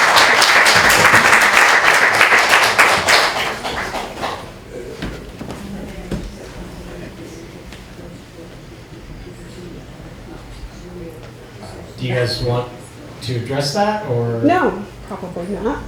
I'd say just simply that I'd like to congratulate your husbands on 15 years of sobriety. Yeah, it's a big deal. It's a huge deal.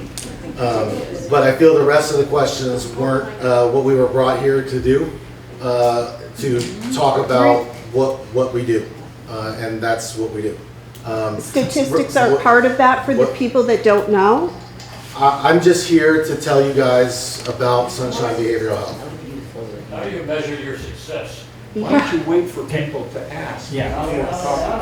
So he won't answer, is there a police officer in all your other facilities? Do they have police to help out the community? They don't. He All said right, no. We're going to go online. Pam, you know the drill. I'm going to unmute you. And go ahead and mention your address and division number, please. Can you hear me okay? Yep. Okay. Pam Sturgeon. We're in Division 7. We live on Alsi Bay Drive, which is not too far from the hotel.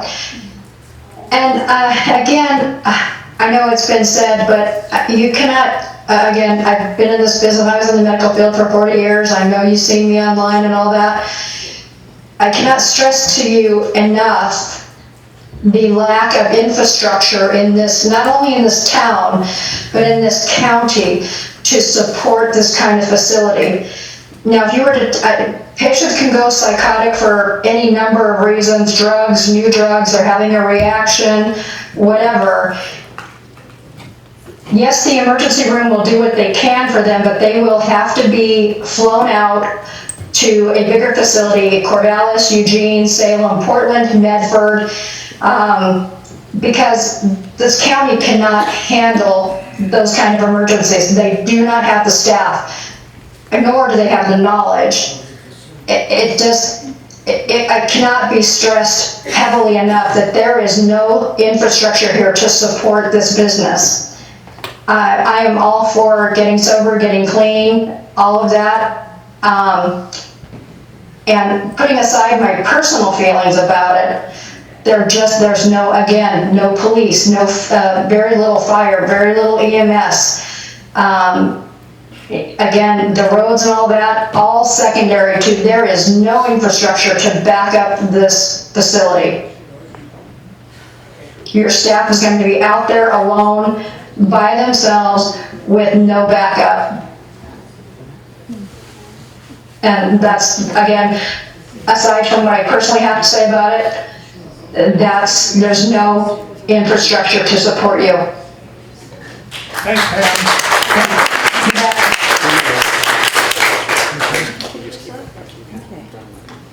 Am I clear? Am I loud enough? Yeah. My name is Julie Nichols. I live on Parker. My membership number is 0112. I'm the lady with the long driveway. I understand that nobody wants you when you go to set up shop. I get that. And I know that we need treatment centers to treat the disease of addiction.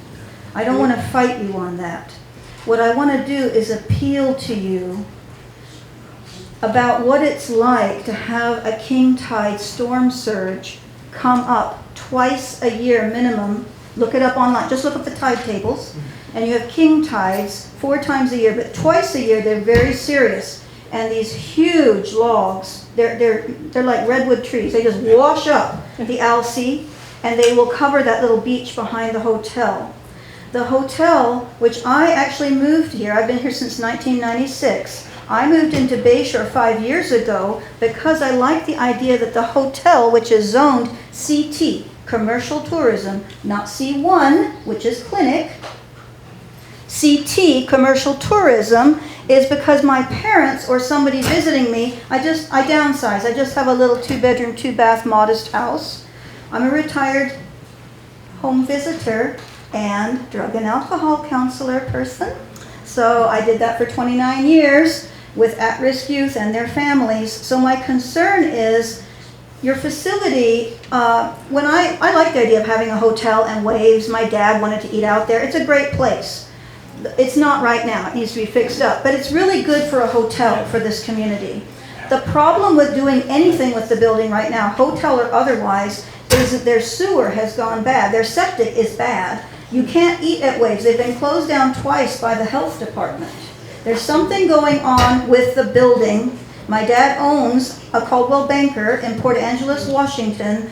Do some checking out before you start plunking money into that. And then the storm surge comes up. I'm not just using scare tactics on you here. I'm talking to you like a business person.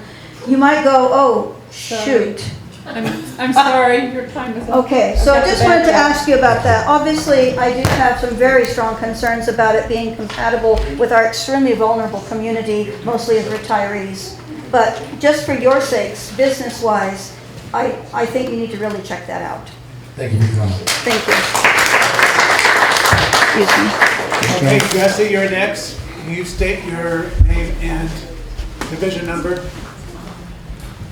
Yeah, Jesse Peters, 0234 is my number. You guys hear me okay? Yes.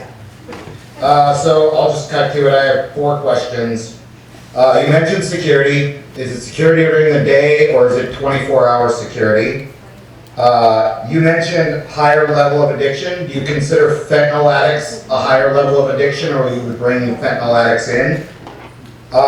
Would you be willing to pay a higher level for a special assessment into the HOA fees based on us all needing an economic boost from you coming in, as you said? And kind of last, which a couple of people touched on, if anybody's talked to the city of Bayshore or city of Walport, Bayshore's in a situation where in the next 15 to 20 years, we either need to build our own sewage treatment plant, or we'll have to annex into Walport so that we can pay taxes and they'll build it for us. We're gonna run out one way or another. Obviously, with 75 beds filled at 80% plus capacity over that time frame, we're gonna run into that a lot faster than 20 years. What's your assessment on that? How do you anticipate dealing with it? Okay, could you just repeat the questions one at a time, and I can answer one at a time? Yeah, no problem. Appreciate it. So security, only during the day or 24 hours a day? 24 hours a day. Got it. When you said higher level of addiction, is fentanyl considered a higher level of addiction that you will not be treating fentanyl addicts? Fentanyl is a drug that we do treat. Copy. And would you be willing to pay a higher assessment fee if, which doesn't seem that way, but if for some reason the whole community said that your level of assessment fee was substantially higher than everybody else's, would you be willing to pay it for the facility?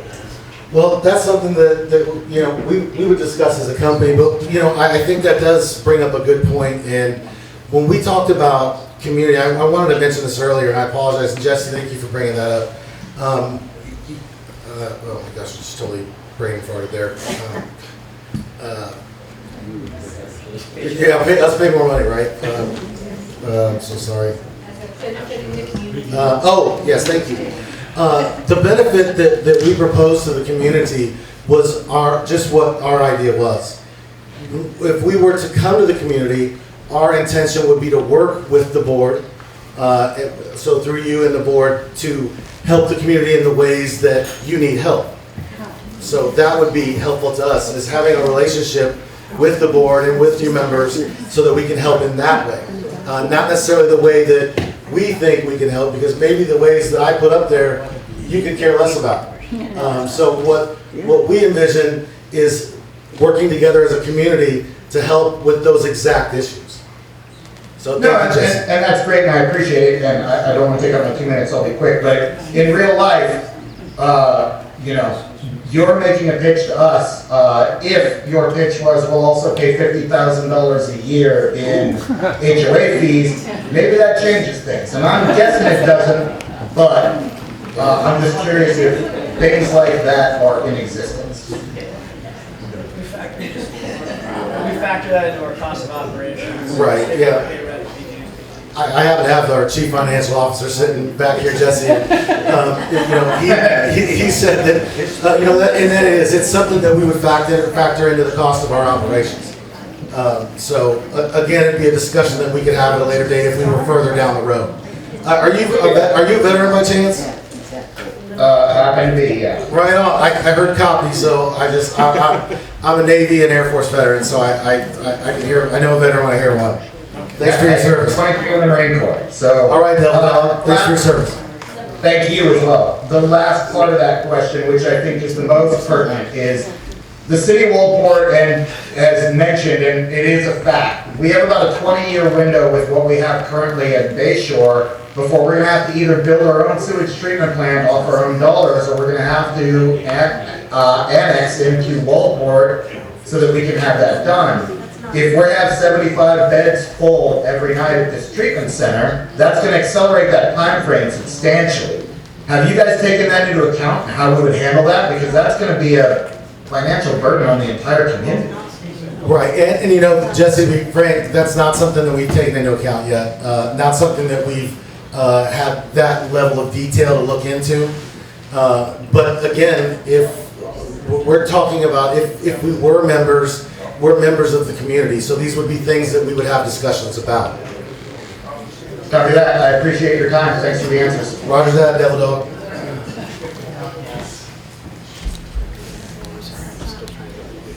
Gary. Hi, Gary Brown, 0759, and live up on Canoe Street. Anyway, yeah, since I've heard about this, I did a little bit of investigating, and it's interesting. But we sort of laughed about the tsunami thing, but the hospital didn't laugh about it, and they moved back. The clinic didn't laugh about it, and they moved back. The school didn't laugh about it, they moved back. Now, whether or not we're going to argue about a tsunami happening or not, I'm not going to get into that, okay? But here's the deal. Since all of these facilities had to move back, and I also found out if you're privately funded, you can do what you want, but you have to go by certain regulations. If they say that you got to jack that whole thing up on stilts, you got to do it. Okay, so I don't think it's really cost effective for you. But go ahead and believe whatever you want to believe. All right, so I go down to the zoning committee, or zoning board down there in Newport, and I'm talking with them, and it turns out that that is zoned CT. That's commercial tourism. It is not hospital. The commercial tourism, you cannot build. You can't build that thing. I'm sorry. You have to live somewhere else. I'm firmly against this, and I have one other thing to say, okay? I personally am going to hold this council, okay, that you listen to all of these people and you vote accordingly, okay? I don't want you making up things. I don't want you talking to these people, okay? That's all I'm saying.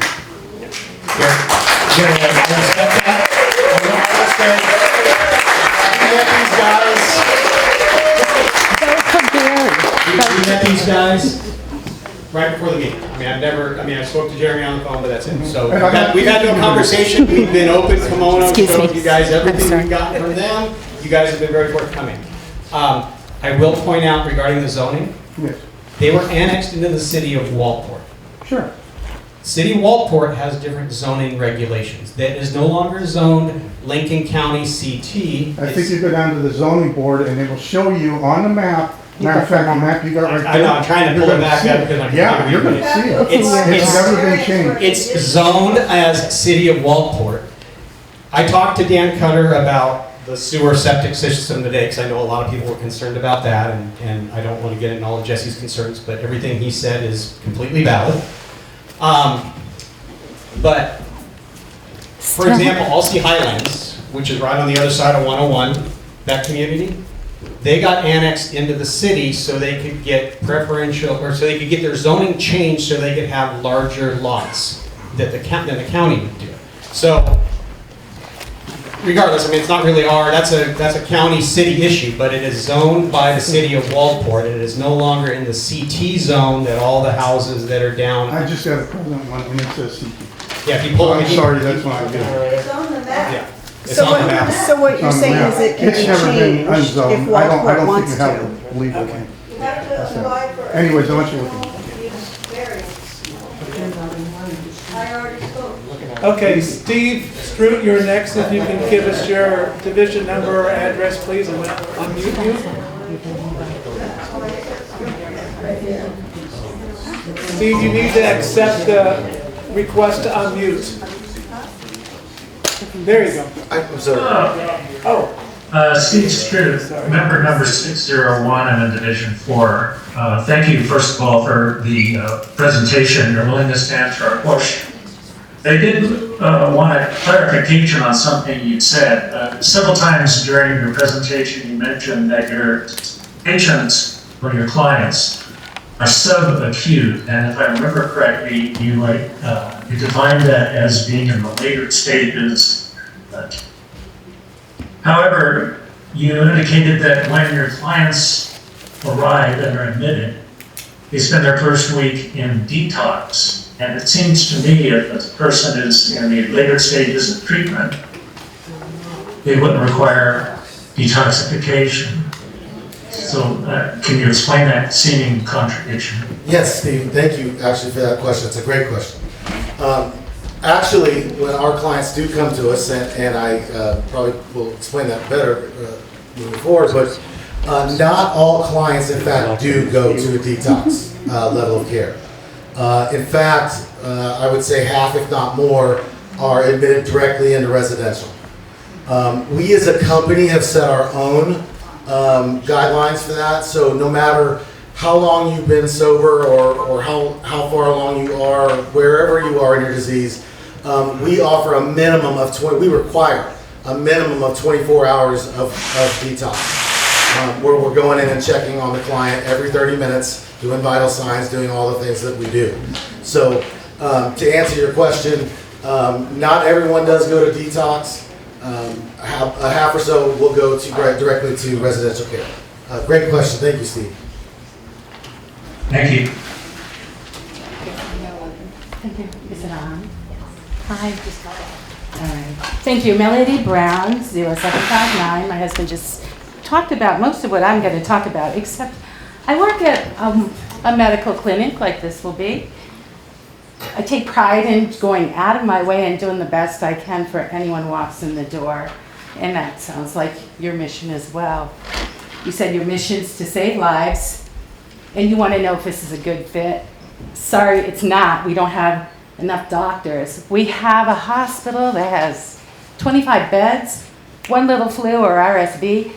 I'm sorry, they'll have to send you to Corvallis or up to North Lincoln. We don't have enough doctors. We don't have enough places for them to live. We don't have enough medical assistants. We just offered a job to a medical assistant, wanted to be here and couldn't find anywhere to live. We're hurting. And the hotel, it's not earthquake proof or tsunami. You'll have to check into that. That's a lot of money. But I'm sorry, our town is not a good fit for you. And if you are here to save lives and you want a good fit, I'm sorry, we won't be able to help you during flu season. We won't be able to help you when you need a police officer or a fire department. Yep. Any of that. So think about that, and thank you for your time. Thank you for your comments.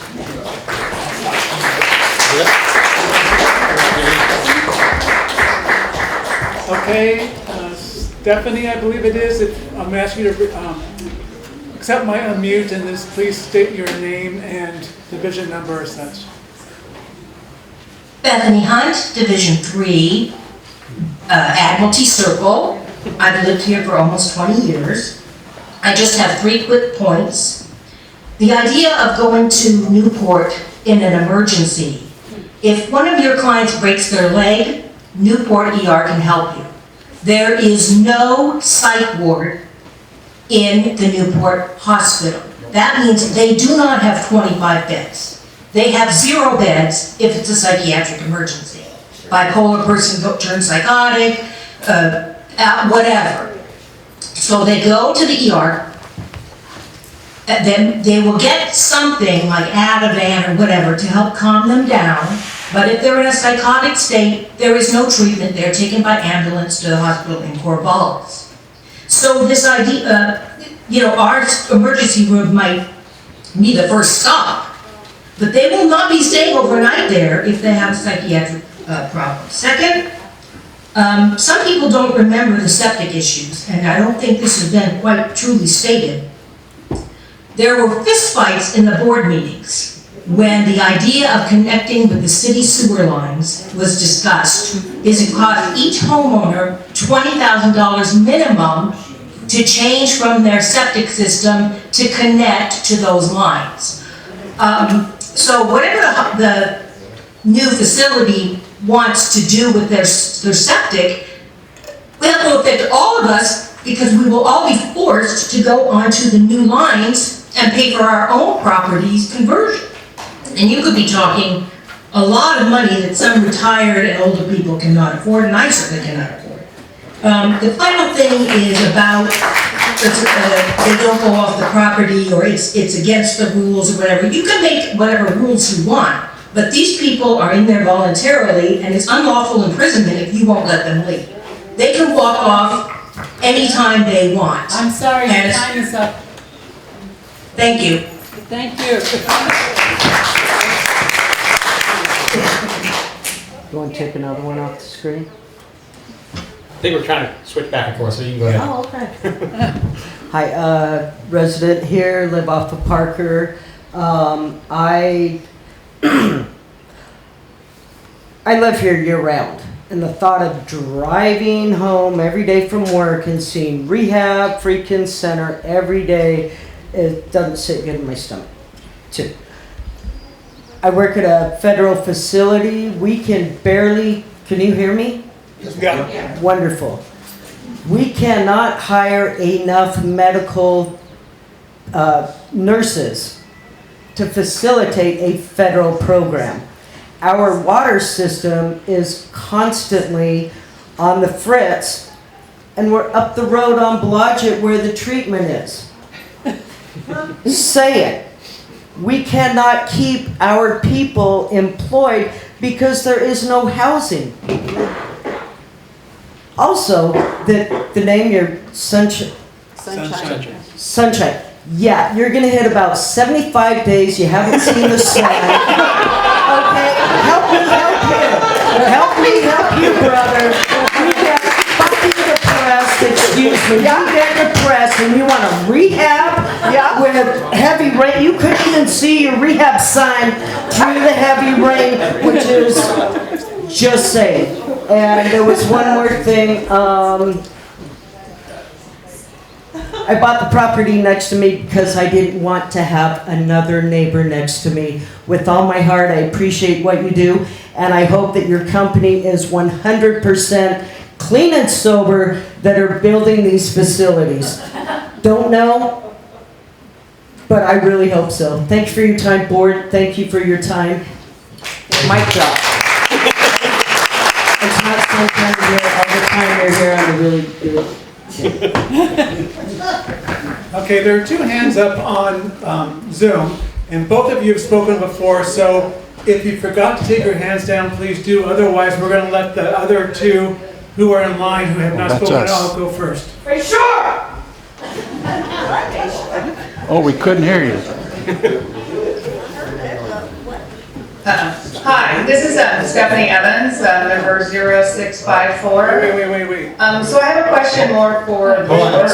Stephanie, hold on a second. We've got people in the room that haven't spoken yet. Yeah. Oh, sorry. I think we just didn't mute you again after you spoke. Sorry, my problem. I never spoke. It was her turn. No, it wasn't. I've Our turn. never had a turn. Okay, go ahead, Stephanie. Sorry. So the question I have is, what would preclude the next owner of the property from, now that it would be, zoned or however a treatment center, from being a different type of facility?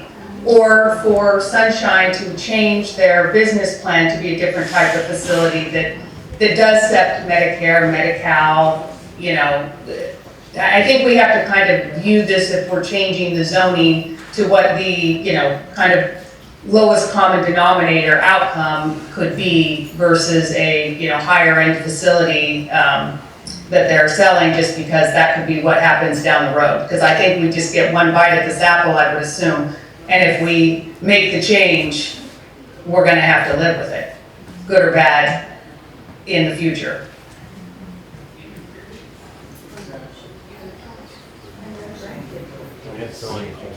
Okay. Let's see if Sunshine want to address that. I mean, from a Bayshore perspective, You are 100% correct. Once this is an acceptable use, it would be acceptable for that use. I'm guessing Sunshine doesn't want to address what would happen if they went insolvent or decided to bail on the facility or something like that. Because in their presentation, they tried to show that they haven't shut down any of their facilities yet. But yes, from a Bayshore perspective, if this becomes a permitted use for that facility, then as long as they continue to use it for that use, even if it's a different owner, right? I guess the best example is the hotel, right? I mean, the hotel was built in 1969. We've had, I don't know, at least 15 owners, right, over the years. So it's still been a hotel, right? So we've never had to go through this process. But in this case, if we were to approve this use, yes, that's a completely valid concern. Norman Fernandez, I live up in, God, what's my street anyway? Ocean View, thank you. I don't know whether I'm for this or not, but at the risk, really big risk, of sounding something, all I hear is, in real nice words, is not in my backyard. That's really what it comes down to. Why don't let the board, we elected them. If you don't like what they did, you can fire them, whatever, but give them some time. That's it. Thank you. Thank you, Norm. There is one person. There is a new person on Zoom, so Diane, I'm going to ask to unmute you, and please state your name and number, division number. Hello there, my name is Diane Larson. I live in Division 2 up on Beach Drive. I'm RT at the hospital, and the 25 rooms, I'm just making some points here. The 25 rooms everyone is discussing is actually 20 rooms. 5 of those rooms is ICU, which we commonly have. He had noted that the detox in their facility was 2 to 7 days. Well, we have them usually in our ICU for at least 10 days prior to that. And that's because they usually come into a hospital with another pancreatitis or some other ailment, and then they end up starting to detox in there, and then we carry them over. So they're already in our rooms up there, and then when you talk about them flying somebody out, there's a lot of times we can't use Lifelike because of wind, storms, clouds, mountains with the fog. There's a lot of times we can't use them, and so that's going to put another big drain in our system. And then on top of that, ambulances, they are just as short-handed as we are RTs and nurses at the hospital, and doctors. So there's not any support for anybody to go anywhere unless somebody from their facility is actually going to drive them. And that's all I wanted to say. Thank you.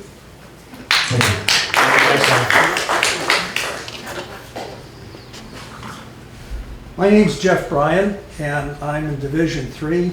Can't hear You know, you. Jeff, just hold it close to your mouth. It's on, but you have to hold it. Yeah, Brian, put it in your mouth. Turn it like this. Turn this. Like this. Straight. Straight. Yeah. How's that?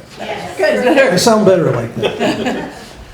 Again, I'm Jeff Bryan, 0447, Division 3.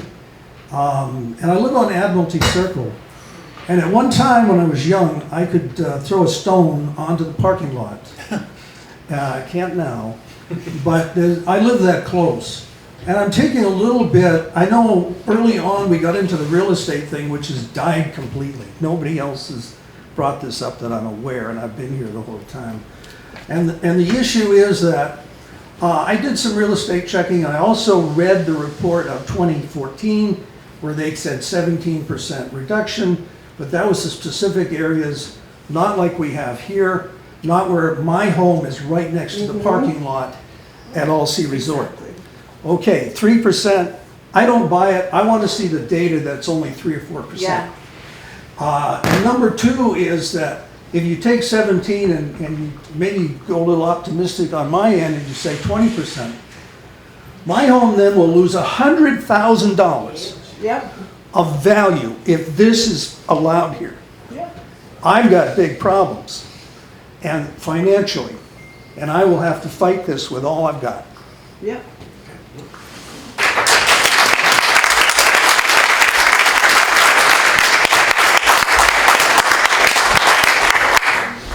Hi, my name is Claire Gertis and Peter Quinton over at Division 5. We are member 0776.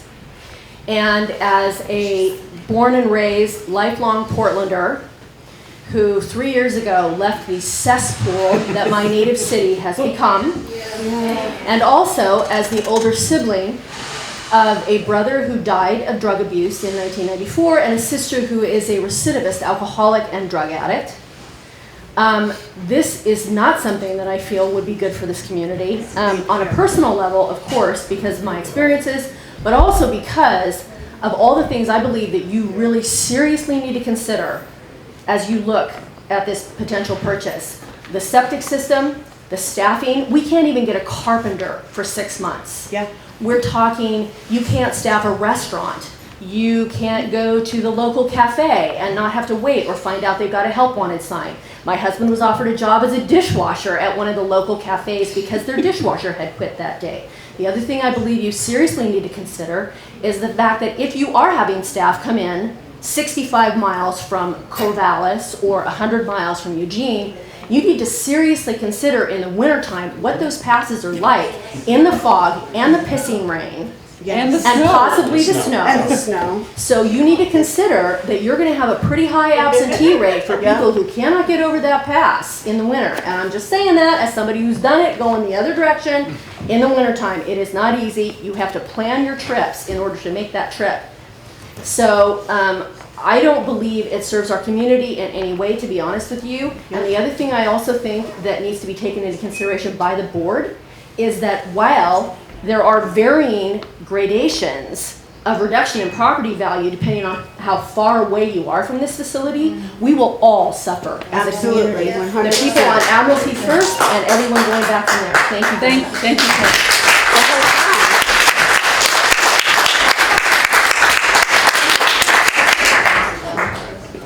Hi, I'm Mary Panetta. I don't know my numbers, but I live on Oceana. That's good. Okay.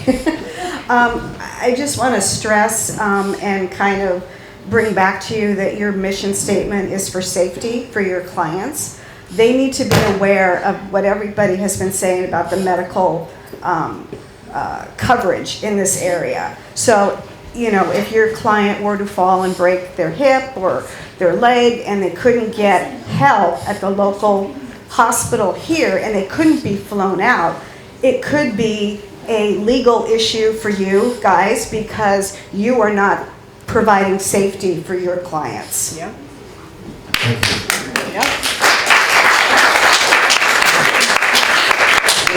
Close, we'll let you speak. I don't see anybody else raising a hand, so we'll hopefully cut off comments after you. My name's Art Simpson. I live on Marine View Drive, right across the canal from the hotel. Every weekend, families come down there and they clam and hang out there. You're going to have a very hard time policing that and keeping that from happening without fencing it in somehow and getting some way to regulate that. Your security guard is going to be down there all day kicking people off the beach in front of your resort. Especially on holidays like the 4th of July, 90% of the people along there aren't staying at the hotel. They just come down there to have a good time and let off fireworks on the bay. Are you going to have to provide a footpath, bike path around the outer perimeter along the bay front? Or are you going to keep that private and knock people out of there when they come down there to play and visit? Actually, great question. But from my understanding is that all of the beaches here, whether you own them or not, are public property.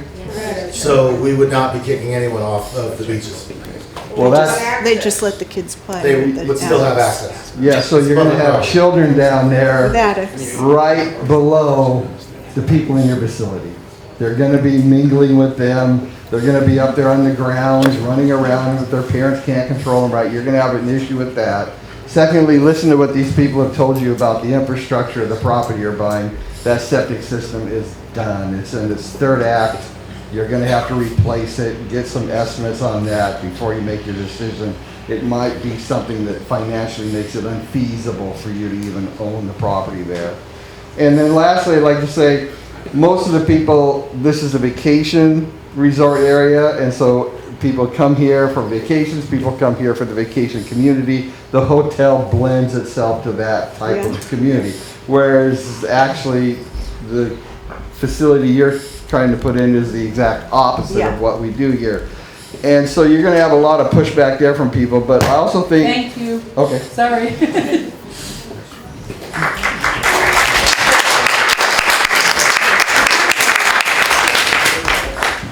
I appreciate every member's comments, whether you emailed them to us, your questions, comments, like I said, every single thing that came into Kathy's been swamped in the office, especially today, with all of these emails and sending them to me and trying to compile them into a couple of groups so I can share with the rest of the directors. She needs a big hand. So.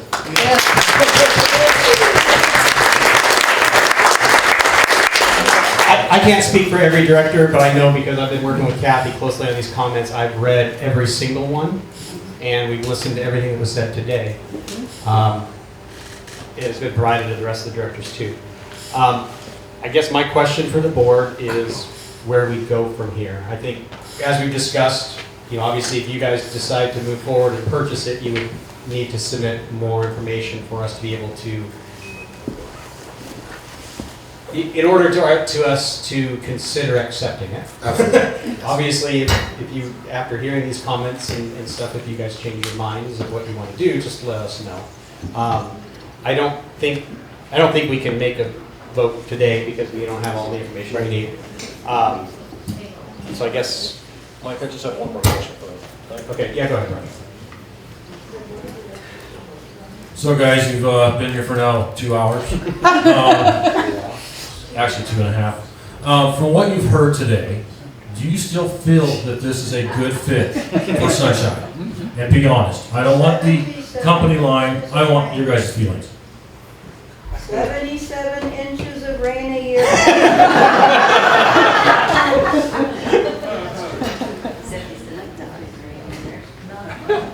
All right, Roger, I'm going to I just want to say on that note, actually, I really do want to thank you guys for being here.